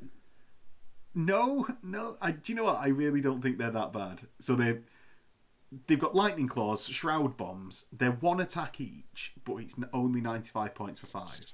Your outflank, move through cover, precision strikes 5, are marked for death, which is like the Seeker rule, where you reroll 1s to wound against a specific target. Yeah, they're really cheap as well, aren't they? I didn't realise they were so cheap. Yeah, 16 points additional with skirmish light. So, and a pair of lightning claws. Yeah, pair of lightning claws for 16 points each. So even though you 1 attack base, you're actually 3 attacks because you've got paired lightning claws. The sergeant can take a Cyberhawk, so they're always going to be +1 to their charge and reroll 1s to hit, I think, isn't it? Or whatever it is. Because for 10 points to put that token down, it's too good. And I suppose as well, that means in your White Scar army, you can get multiple Cyberhawks, even just with 1 unit of these, which will only benefit you. Like for 10 points, it's like definitely, as long as you want to be a White Scar and go towards your opponent, it's definitely worth it. Yeah, and you can sneak a little sneaky Thunderhammer in there. Oh, the sergeant can take a Thunderhammer. Yeah. Because of course he can. A little pocket hammer, delicious. Yeah. No, I think the main thing. Right. Sagyamazan, I think they're really good. Yeah. Because they're not giving away any kill points. You can just throw them up. They're really cheap. They get a free apothecary, as does everything in that cursed Rite of War. Yeah. Yeah. I think outside of Sagyamazan, though, they're not being as fast. I know they're movement 9, but they're not being like super, super fast, like jet bike armies are. Yeah. So they're actually like the slow boys, and they're competing for fast slots, which, at least in a White Scars, I know it's not the best things, these fast slots, but they tend to be what White Scars players want to take. Yeah. Okay. Yeah. Yeah, because you're going to want your jabs for your, like, if you take in Chog Bros, you're going to want your jabs because you haven't got any heavy supports to take anti-tank and anti-dreadnought weapons. So they're annoying that slot. They have to outflank in Chog Bros, I suppose, as well. Because they're not on. Are they on jet bikes? No, they're not on jet bikes. That would be cool. Upgrade to jet bike, 15 points a model. In Sagamazan, they're banging, but everything's good in Sagamazan, so it doesn't fucking matter. I think they're probably. Yeah, I think these are probably. Are they gonna get in? Nah, they're probably just a C, aren't they? Right. So because they are really cheap. Is the one they're not overwhelmingly good. Overwhelmingly good. It's the cheapness. They're probably a good bully unit, aren't they? To go and hunt scoring stuff, but they've got a lot more to them than, say, some of the D tier units that are only good at bullying tactical squads or bullying like a Despoiler squad. Do you know what? I'm going to make a case against what I've just said. Okay. They've got a 4-up save, and having been a Solar player, it's all coming flooding back to me. Heavy bolters are incidentally everywhere. Just everywhere. Yeah. Anytime you think anything is going to give you an armor save, actually it's AP4. And you've just not realised. Like, as a Marine player, anyone that's a Marine player only out there won't have realised that actually, when you go, oh, my grav gun is scattered, and you just go like, oh, it's gone off into nothingness because it's a Marine player, it'll never do anything. Actually, it's AP4. So just rinses through. Yeah, it does, doesn't it? And with grav changing as well, so it's now below your strength rather than equal or below. 50% of the time it's just killing one of these. 50% of the time they die every time. Yeah. And with mech everywhere now, Legion players are bringing heavy B rapiers. They're bringing punishers. They're bringing stuff to kill Thalax. These just die even quicker than Thalax do. Yeah, well, it's like if you take a Sakaran, you've got a heavy bolter that you can't get rid of. If you take a Land Raider or a Spartan and you're not upgrading the turret, you've got a heavy bolter. And the amount of people that just have a heavy bolter on there because that's what classic Land Raiders have. True, yeah. And they're just like, oh, I'll just shoot, I don't know, the heavy bolter over there, and it just murks a squad. Yeah, and because it's a defensive weapon, these guys are going to be infiltrating up. So you're going to easily be able to just, as you said, defensive fire the heavy B off the Land Raider and kill 2 of them, while the las cannons kill 4 fucking jet bikes because they can't do anything about the las cannons. So yeah, they're probably being pushed down into. I was going to say D. Really? Yeah, the 4-up's just savage, isn't it? It's fucking savage. Do you know what? I reckon they're better than these 2 squads, the Jorland Hunters and the Salamanders. Just because they've got the cheapness. Like, you've killed my squad, it's a 95-point squad, who cares? Yeah. Okay, all right. I'm happy with that. Right. The Butchers. The Butchers. The Butchers are doing me in. Do you think we should drop them down? Potentially. Like, they've got the AP2, which makes me want to put them there, but then it's like, I never actually see them doing better than Crimson Paladins. Yeah, agreed. Do you know what? I've seen Ebon Keshig and Paladins, people playing me, batter me with them more than I have with Butchers. Interesting. But that's just incidental data. I don't think I've ever played against Butchers in this edition. I must have played against them once or twice early on, actually, saying that. Because every World Eater player and their Nan had, like, multiple squads of them back in first edition. Yeah. And do you know what? I've just created an E tier. Oh! So, it's getting spicier. Let's put the Butchers down in D. Yeah. I reckon they form another Terminator clump, but Yeah, I think we've got the Terminator clump here, which is the Shroud, Lunarans, and Gorgons, and I think it forms another Terminator clump. Yeah, it probably does, doesn't it? A trifecta. Yeah. Exactly. Yeah. All right. Okay. Hit us with the next bad boy. Whatever happened to going through them in order, and it'll take too long to to do all these revisions. Deathwing Terminators, and I've put the Indomitus just as a bit of a bait because it's the only mark of armor that you can't take Deathwing in companions. Oh, okay. Because you can take Cataphracti and Tartarus companions, and in the same document, Legacies, you can take Indomitus, but you can't have Indomitus companions. Okay, so we're just treating them all as the same thing, yeah? Right, so I'll tell you the differences. So it's 240 points for a Cataphracti companion. Yeah. 225 for a Tartarus companion. Okay. They've got the same special rules. They've got the same everything, except for that points difference and the difference in armor. So it's 15 points different. Yeah, but they've still got shields. They can still have their like deploy shield shit. No. They're the. Sorry, yeah, I did miss that out. No, they're just Terminators. Calibanite Warblades. They can take Tyrannic Greatswords for free. Thunderhammers are 5 points. Lightning Claws, Grenade Harness. That's it. Have they got the like can't snipe character special rule? They do. Okay, so that's what makes them different to Cenobiums, I suppose, isn't it? Yeah, and they've not got like the Cenobium special. Yeah, that Hekatonexis Ujima Flip. Sergeant's not weapon skill 6. They're not all characters. Yeah. they're just a decent Terminator unit because they can buy all the good weapons that make them a good combat unit. Yeah, that make them a Terminator unit, and you can't be precisioned.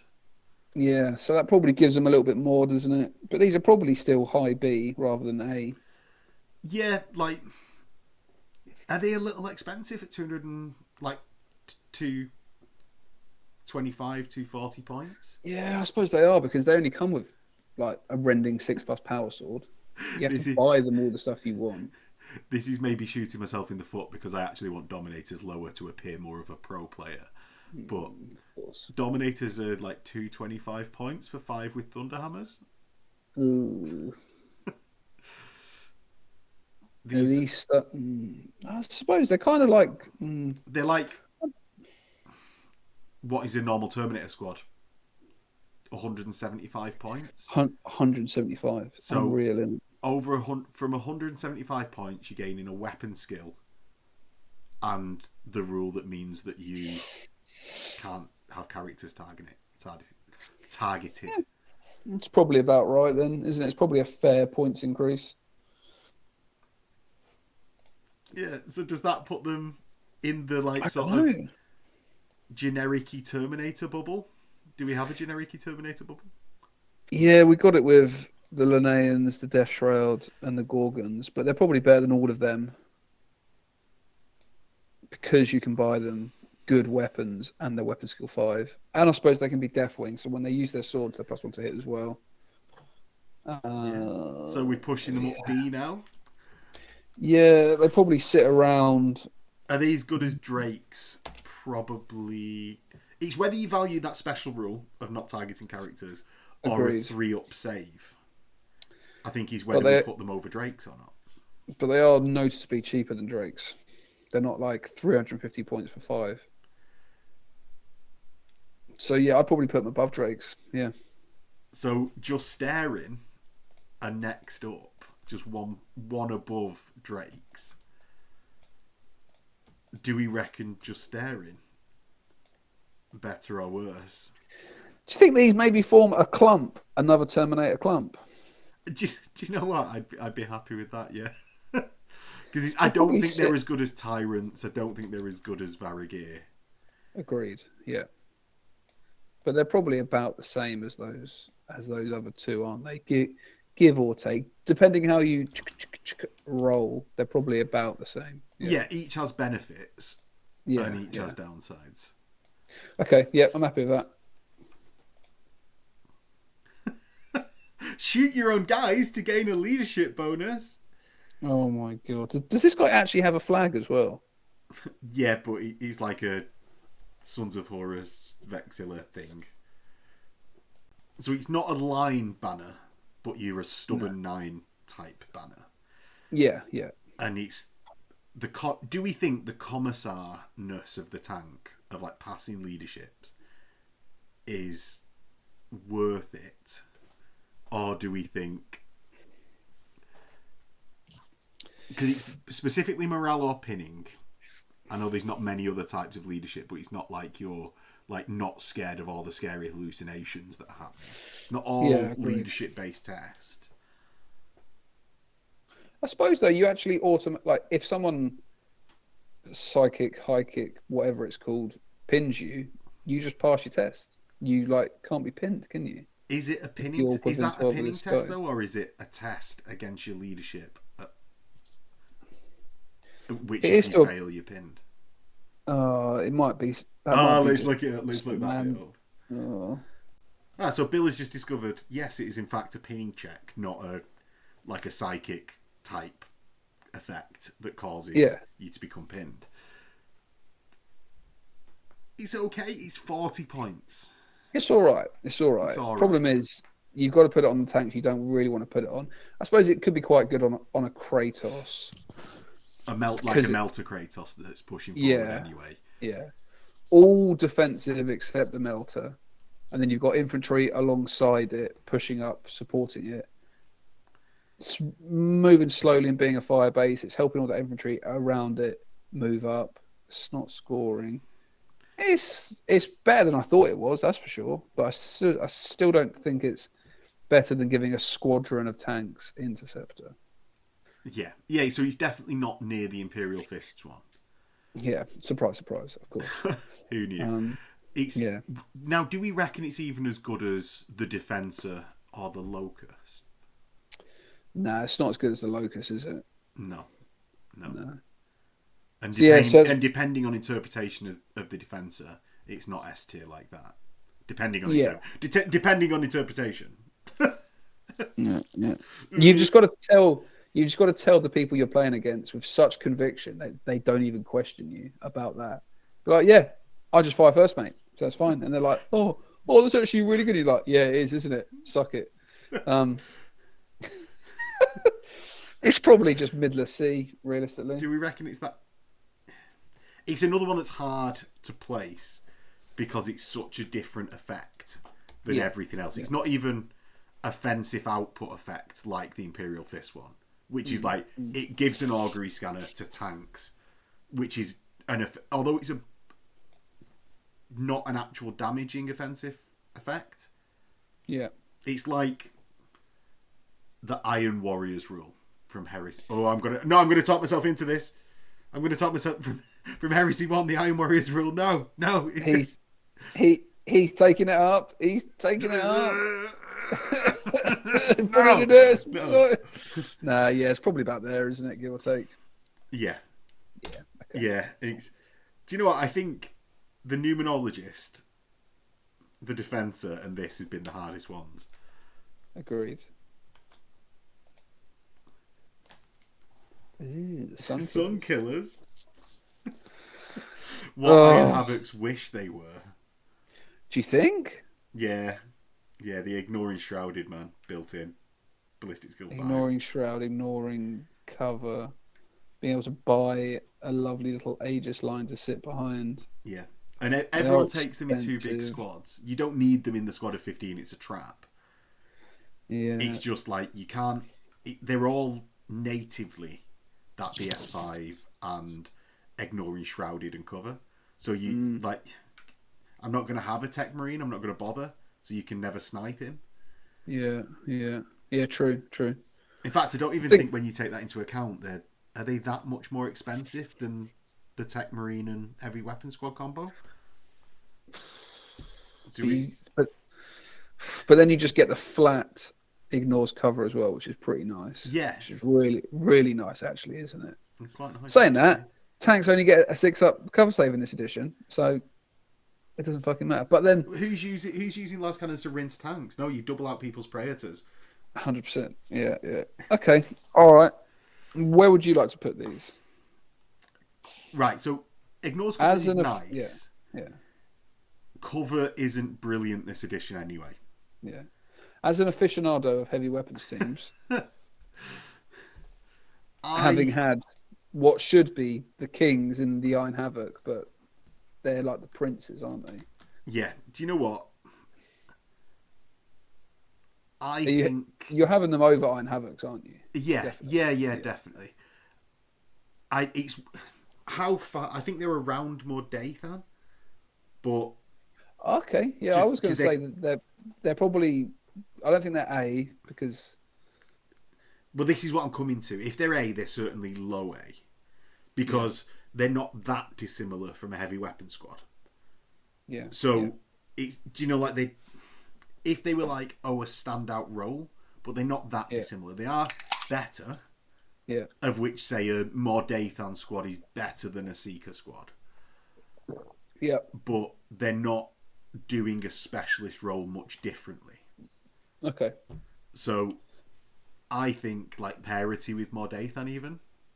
Yeah. I think that's fun. I think that's fair, bro. Yeah. It's done. It is decided. Which I imagine I've said far too many times in it is decided. Yeah.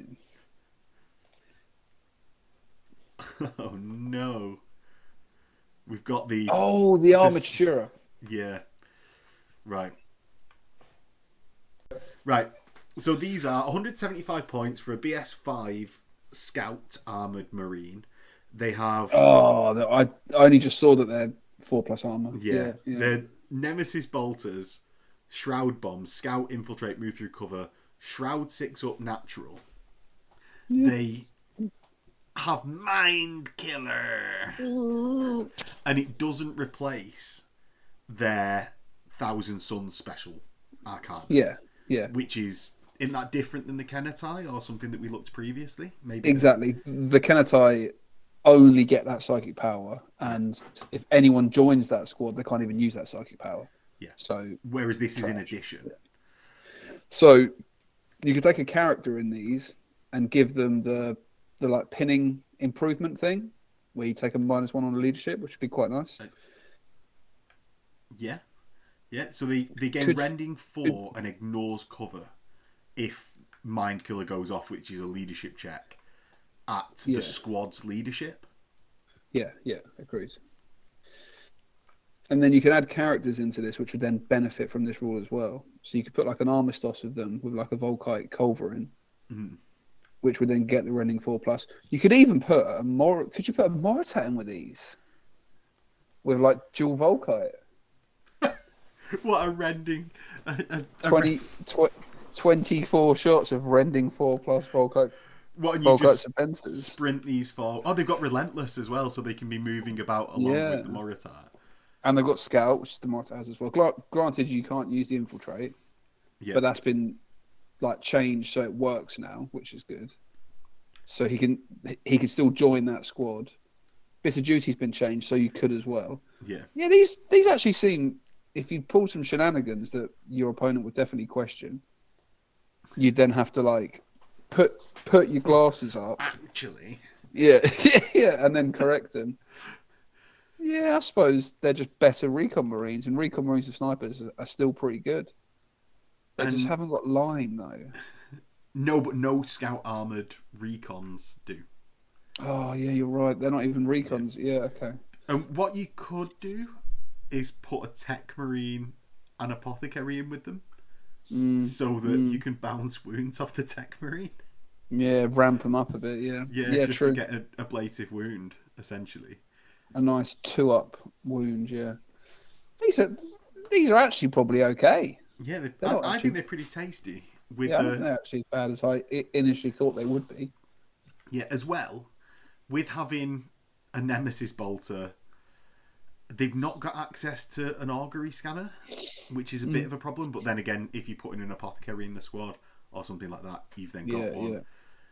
It mitigates the 4-up save a little bit, because you obviously, like, heavy bolters only have a 36-inch range. I'm going to be sat 72 inches away from you. Yeah, with Shroud Bombs as well. So yeah. Oh no, I'm going to be sat 42 inches away from you because of the Volkite Culverin. Yeah. So I don't think it hurts them as much as it does, say, Falcon's Claws. Agreed. I think these are high C pushing into low B. Yeah, they probably are. They're probably similar level to Relentless 3-shot pinning Volkite Culverins. Yeah, so that's low C. The Decurion, do you know what? Tanks don't exist. The Decurion gets moved down a little bit. And it was pointed out to me as well, Bill. We started out tier list 1 of this, of which we've got 3 units left before quickfire round. But we started out tier list number 1, Dawnbreakers, with saying we're not going to include characters. And then we immediately included characters for everything else. Yeah. So I think we need to revisit Dawnbreakers. And this is for you, Stefan. This is exactly for you. We're going to revisit Dawnbreakers. Okay. We're going to do that after the quickfire, or no, we're just going to do it after the quickfire. Okay, good. Right, ping us another one. Oh god. Word bearers, procurators. Real sort of essentially what these are is an apothecary in a which is the squad. sergeant, isn't it? Yeah, that's the sergeant. And you can have up to 3 sergeants. So if you have 10 models, you can take 2.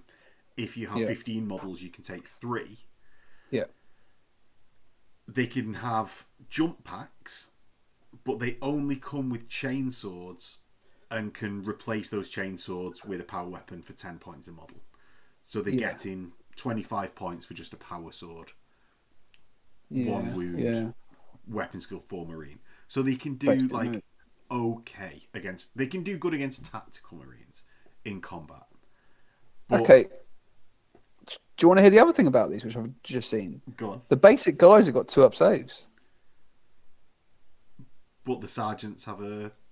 Oh, no, wait, sorry. No, the basic guys have 3, sergeants have a 2. Sorry, the pure... Yeah, sorry. Yeah, it's weird because they've both got a very similar looking name. Procurate. Procurant and Procurator. Yeah, okay. Procurator. Yeah, they're just sergeants, actually, aren't they? With Feel No Pain. Yeah, and essentially what they do is any friendly model within 6 inches of a model with the Flesh Harvester special rule can roll an additional dice and discard the highest when making a psychic check for Harbingers of Chaos, Diabolism, or Anathema psychic disciplines. But they give +1 victory point if this particular squad sweeps a squad after winning a combat. So it's an out-of-game scoring. And do you know, like I said, they're good at picking on tactical marines by the look of it? Yeah. Yeah. Well, you pick on a tactical marine squad, sweep it, and you gain a victory point. Which is actually pretty nice.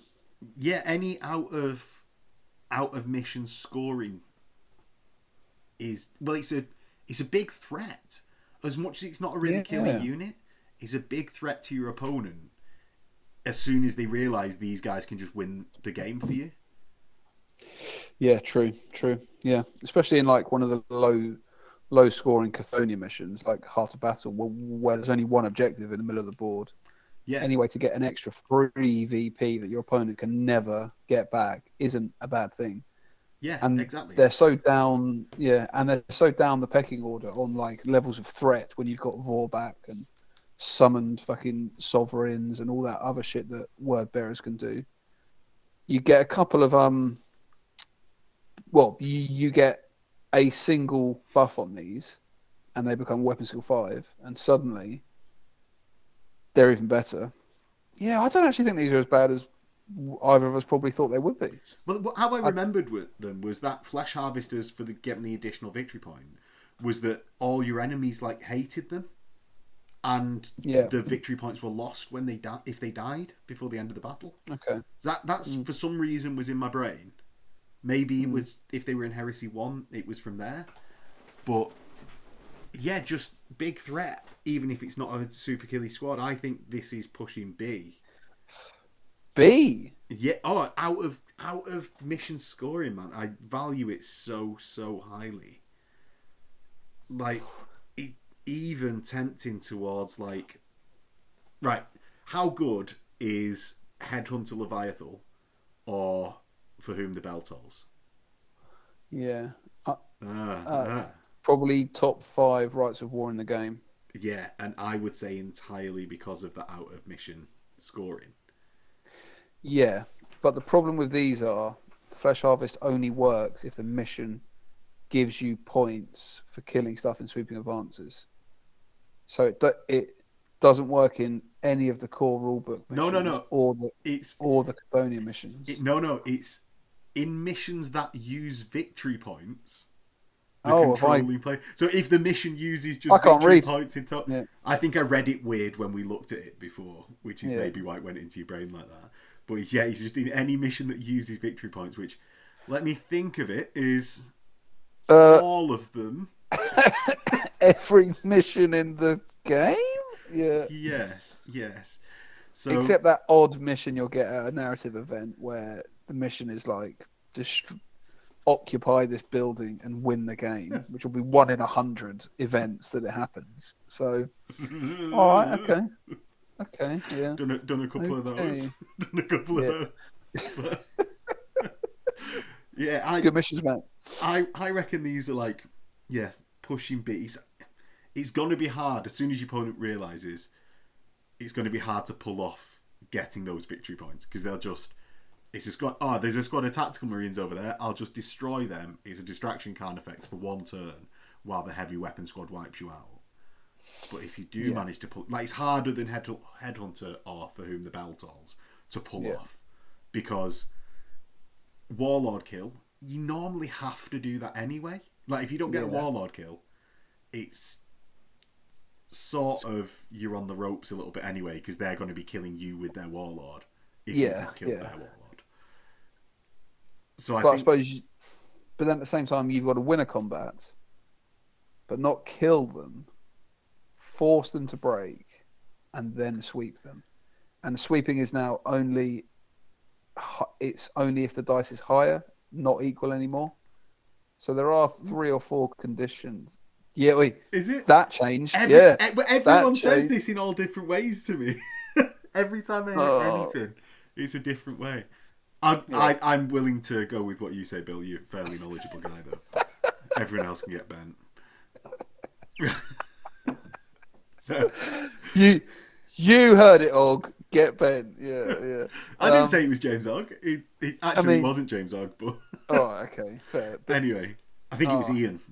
It was Ian. You heard it, Ian. You can fucking get. Yeah. Okay. Right. You and them huge hands. Yeah. So I reckon low B. I reckon around Grey Slayers. All right, send it. because of how hard it is, much harder to pull off this extra victory points than it is For Whom the Bell Tolls. So I can't put it too high. Can't be like, oh, they're more Dathan good.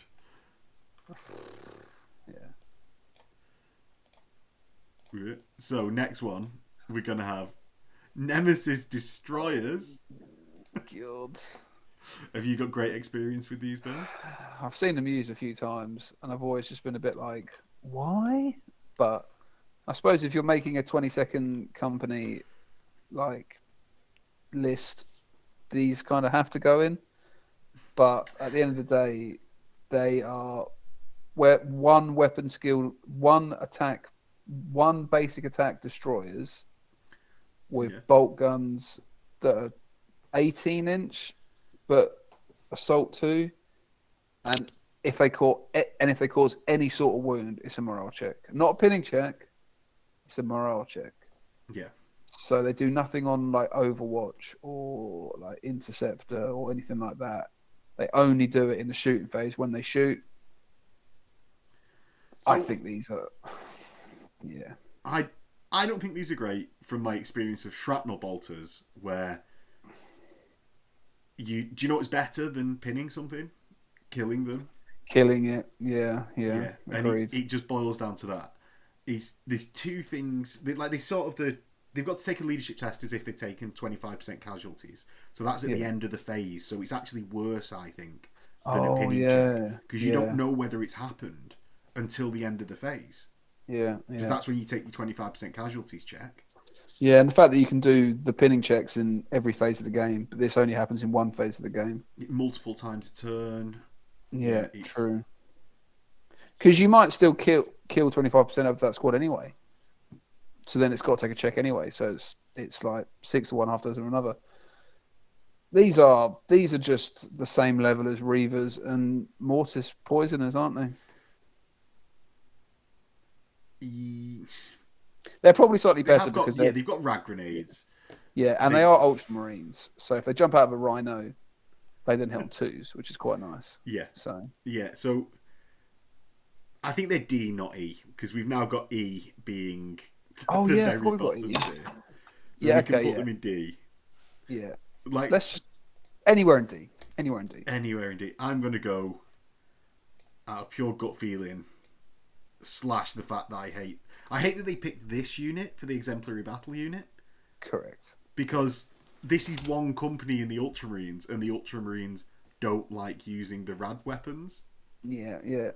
But last resort unit, and they're an exemplary unit. Yeah. It's strange. So they're going to go below jump pack Reavers. Okay. Yeah. Right. Next, we've got Atramentar. Terrible. Yeah, and insulting. Insulting in what way? Well, the Atramenta like referred to in the lore as Justarian level like murderers, aren't they? Yeah. And then they made like they made the brats of the Night Lords into the new Atramenta, which aren't even Atramenta, but they're like the sons of the hive cronies that are. Oh, I just think the Conticars are just such a dumb unit to put in when you could have just put Atramenta in. And then when they did put them in, they were just dog shit. Yeah. Like, well, so they're a deep striking Terminator unit, Bill. So you've spoken highly of them. I do like that, don't I? But they're weapon skill 4. Yeah. And you can have up to 20 of them. Yeah, 20's quite cool. If you had 20 of them with a herald, that'd be quite funny, wouldn't it? It'd be funny. But it'd be like 1,000 points. Yeah. Yeah. So they're 220 points with weapon skill 4. Oh. They're just a normal Terminator in stat line. They've got Fear 1, Cloaked in Murder, Deep Strike, and Sworn Loyalty. Cloaked in Murder is when a model composed entirely of models with this special... When a unit composed entirely of models with this special rule. So you can't join your Praetor. Declares a charge targeting a unit that's already engaged in combat, so it's worse than the Black Reaving special rule. Oh, Jesus Christ. Yeah. Is just if you declare 2 charges. The charge roll gains an additional 1 modifier, and if it's successful, gains +1 to hit in the turn that the charge is made. And we, like, Black Reaving, it comes up, but not as much as you'd want. Yeah. Sworn Loyalty is if Sevatar's the Warlord, they can be troops. Oh, okay. And count as Legion Terminators for the purposes of the Master of Atramentar Warlord trait. Oh, so not even for getting line in Pride of the Legion. No. Just for what his Warlord trait is. Yeah, it's just with Sevatar. But then again, why wouldn't you take Legion Terminators if you were going to take these? Yeah, these are just better than Legion Terminators, aren't they, actually? But I think they're worse. Oh, worse, do you think? Yeah, because they're 50 extra points. Yes, I can get an extra +1 to hit if I charge a unit that's already engaged. But do you know what I really want to do? Is when I engage a unit, I don't want to get bogged down. I want to kill that unit. And then move to the next. Okay, so D. Yeah, they might be good if like you get charged and then they like a counter charge. But really, what you want in a counter charge thing is something that just trades for that unit that you just charge you. Yeah, because it's not holding back something in a counter charge. Isn't something that then like I'm planning on then sweeping through the enemy army with. Yeah, agreed. Yeah. So I reckon they're in the Terminator grouping in D. Are we saying they're better than Conticar? Maybe Conticar go up. Do you reckon? Maybe Conticar are better than what they sit around. These can take fists though. They've got many a weapon option. They can take Thunderhammers for 40. They become 45 points a model, which is like this similar to a Terminator. So they're not. Maybe they're better than that. Maybe I'm being too harsh on them. Nah, let's put them there. Okay, I'm quite happy with that. I'm not going to be losing sleep over them being there. Let's put it like that. Okay. The final unit is it's the Terminators again that we've already rated for the Dark Angels because they got an additional exemplary battle one. So does it move that unit up is the question, and we'll just include them within. Yeah. Where are they? Unit. They're in the Legendary Battles PDF, because this is one thing that me and Bill have really struggled with as we've been going through this final one, is like, where the hell are all these additional units? Because they're just in random places, multiple different PDFs. They're just terrible. So they're page 34 of the PDF that I sent you. Right, so 275 points. The Cenobium. Yeah, and essentially, the Order of the Broken Claw is, instead of your Heckanista rule, you get this, which is models in a unit representing the Order require 1 lower result to wound than would normally be. So you wound on a 2 when attacking models with the Dreadnought unit type, the Corrupted unit type, and Monstrous unit type as part of a close combat. However, you don't care, I would say. Yeah, because actually you probably want a Murderer Strike 5+ sword than a +3 strength that wounds 1 better. Yeah. But it's only AP3 and then breaching 5+. Yeah. Right, so the final thing to say about them, for 2 points each, you can upgrade their great swords to be +3 strength, AP3, 2-handed, breaching 5, brutal 2. Rather than They're brutal. They're brutal too. Okay. Yeah, but I know they're breaching on a 5. You're still only strength 7. Exactly. I'd prefer to just go for the 6s. I'd much rather go for the rending 5+, Murder Strike 5+. I completely agree. Yeah. Yeah. Agreed. Okay. So, Cenobium, don't move from that spot. No, Cenobium are happy as Pappy. These are... They're better than Sekhmet? Probably. Oh, these exactly. Right. Where are we thinking then? No, leave them where they are. So we'll have 2 Cenobium units there. Yeah. There we go. Double Okay. Cenobium. So Perfect. do we want to do the Dawnbreakers first, or do we want to do the quick fire round? Have you got a dice? I don't have a dice. We could roll for it. So 1, 2, 6. We'll do Dawnbreakers first. It's a 10. We do the quick fire round. So quick fires first. It's in duck tie, Bill. Oh shit! Yeah, it's in duck tie, and we're not gonna, because it's another 18 things. We're not gonna individually go through them. If you want to see a full guide of them, there is the guide based on the Siege of Cathonia that these came out, Beta Garmin. That is on the channel that you can search for. I'll put it in the comment or the links below. Nice. Let's go through them. So right, so we're just going to do the letter they're on, yeah. Yeah. So because it's going to be quickfire, yeah. So Iron Warriors, they can't, obviously, and the rules is they can't be joined by characters. They can't be joined by specialists adding to the squad. Oh God, yeah. Right. So you can't buff them. They're not being buffed in that way. So they just are what they are. All right, okay. I think I'm ready. I think I know enough of Inducti to know where they go. Okay, I at least know where they go. So let's first go Space Wolves. Basically, a decent charge bonus. You'd probably take them as a side grade for Grey Slayers. I'm going to say C. Yeah, put them C. Done. Right.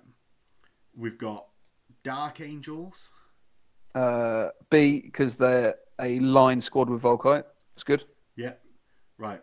Night Lords. You've got all of them striking into a challenge and doing the gangbang. C. Yeah. Do you know that it's decent? It's not. Yeah. It's not particularly good. It's just quite. It's cool. Nothing special. Yeah.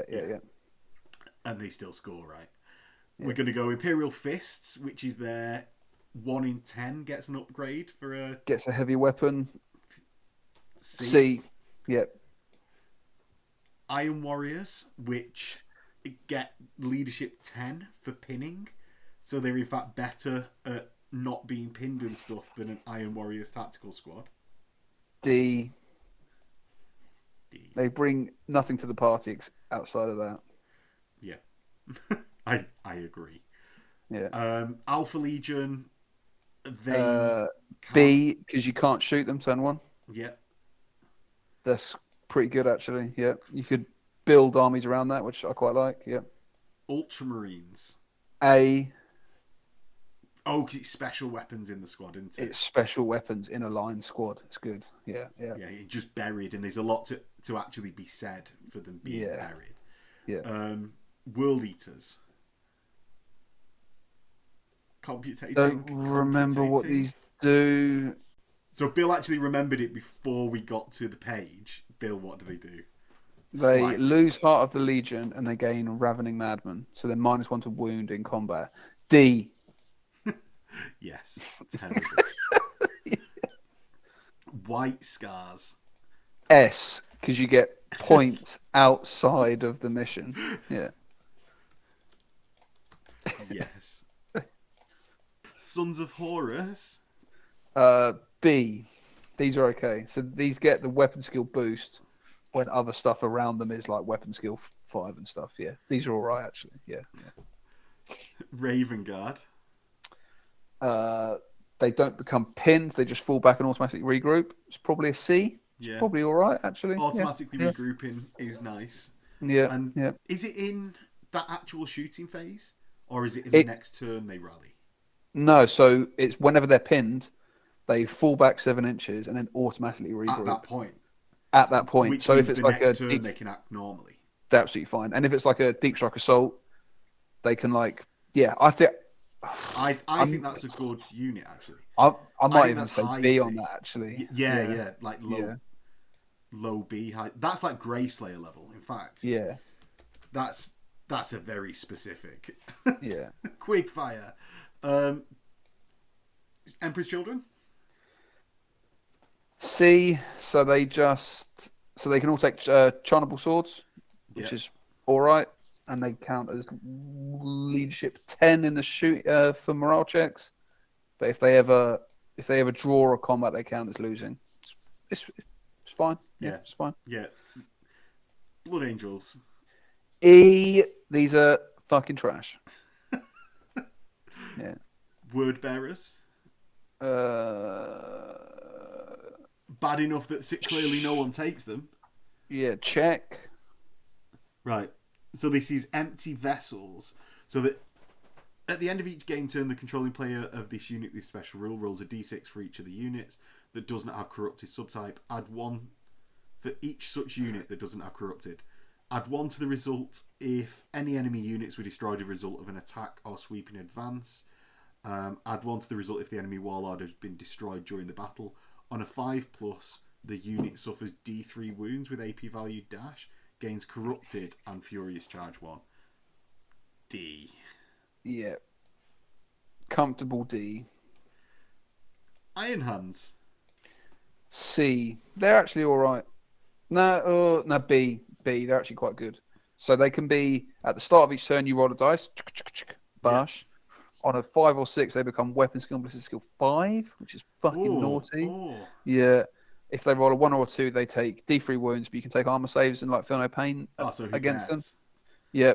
And they still get Heart of the Legion, and you can buy the Sergeant a Phosphex bomb. So it's quite nice. I'm not moving them up the tiers. I'm just going to move them higher. Yeah. Relative position on B. Just a complete nonsense move. Right. Salamanders. Sergeant's weapon skill 5. They're all right. These are probably a C. C. Yeah. Death Guard. The lowest of the low. Bottom of the pack. So these get barbarian resilience. Oh, yeah, these are fucking dog shit. Yeah. Roll a d6 each time an unsaved wound is suffered. It's basically a feel no pain that gets better as you get less models. Below 10, you get a 6 up. Below 5, you get a 5 up. Yeah. But it's not feel no pain, it's a shroud. Oh, so it can be ignored by Cognoscignums, but it can be ignored not by a lot being easier. doubled out. I think instant death also ignores it as well, which is the weird thing about it. Right. Yeah. And it's the fact that you also have to bookkeep them every turn. Yeah, because it's at the start of the phase, not at that exact shit, point. Yeah. Well, they now get this. Fucking shit. And fucking Thousand trash. Suns. Yeah. Oh. Can Bill do it? Do you know what? You've known a lot more of these than I was expecting. Thousand Suns. They're like pussy psychers. D, trash. Yeah. So when a unit that includes a psyker with this power, the Aetheric Guidance, makes a shooting attack, the controlling player may make a psychic check. before any hit rolls are made. If successful, that shooting attack has breaching 6. But they haven't got Fury, so so you're not even getting lots of shots off them. But they keep they're like part of the Legion, sniper vets from Heresy 1. That's the on a 6 on a leadership like 7 or 8. No. Oh, 8 because it's the sergeant, and if the sergeant dies, they lose their psychic power. D, comfortable D. Right. Then not as bad as Blood Angels or Death Guard. Yeah, and White Scars aren't the top of S, but they are definitely S, I would say. Yeah. Right. So that's quickfire round done. Finally, we've done every unit, Bill. We've done, 77 plus 18 is 85, 95? Jesus Christ. The Enigmatus Firewing Cabal. We've done that, haven't we?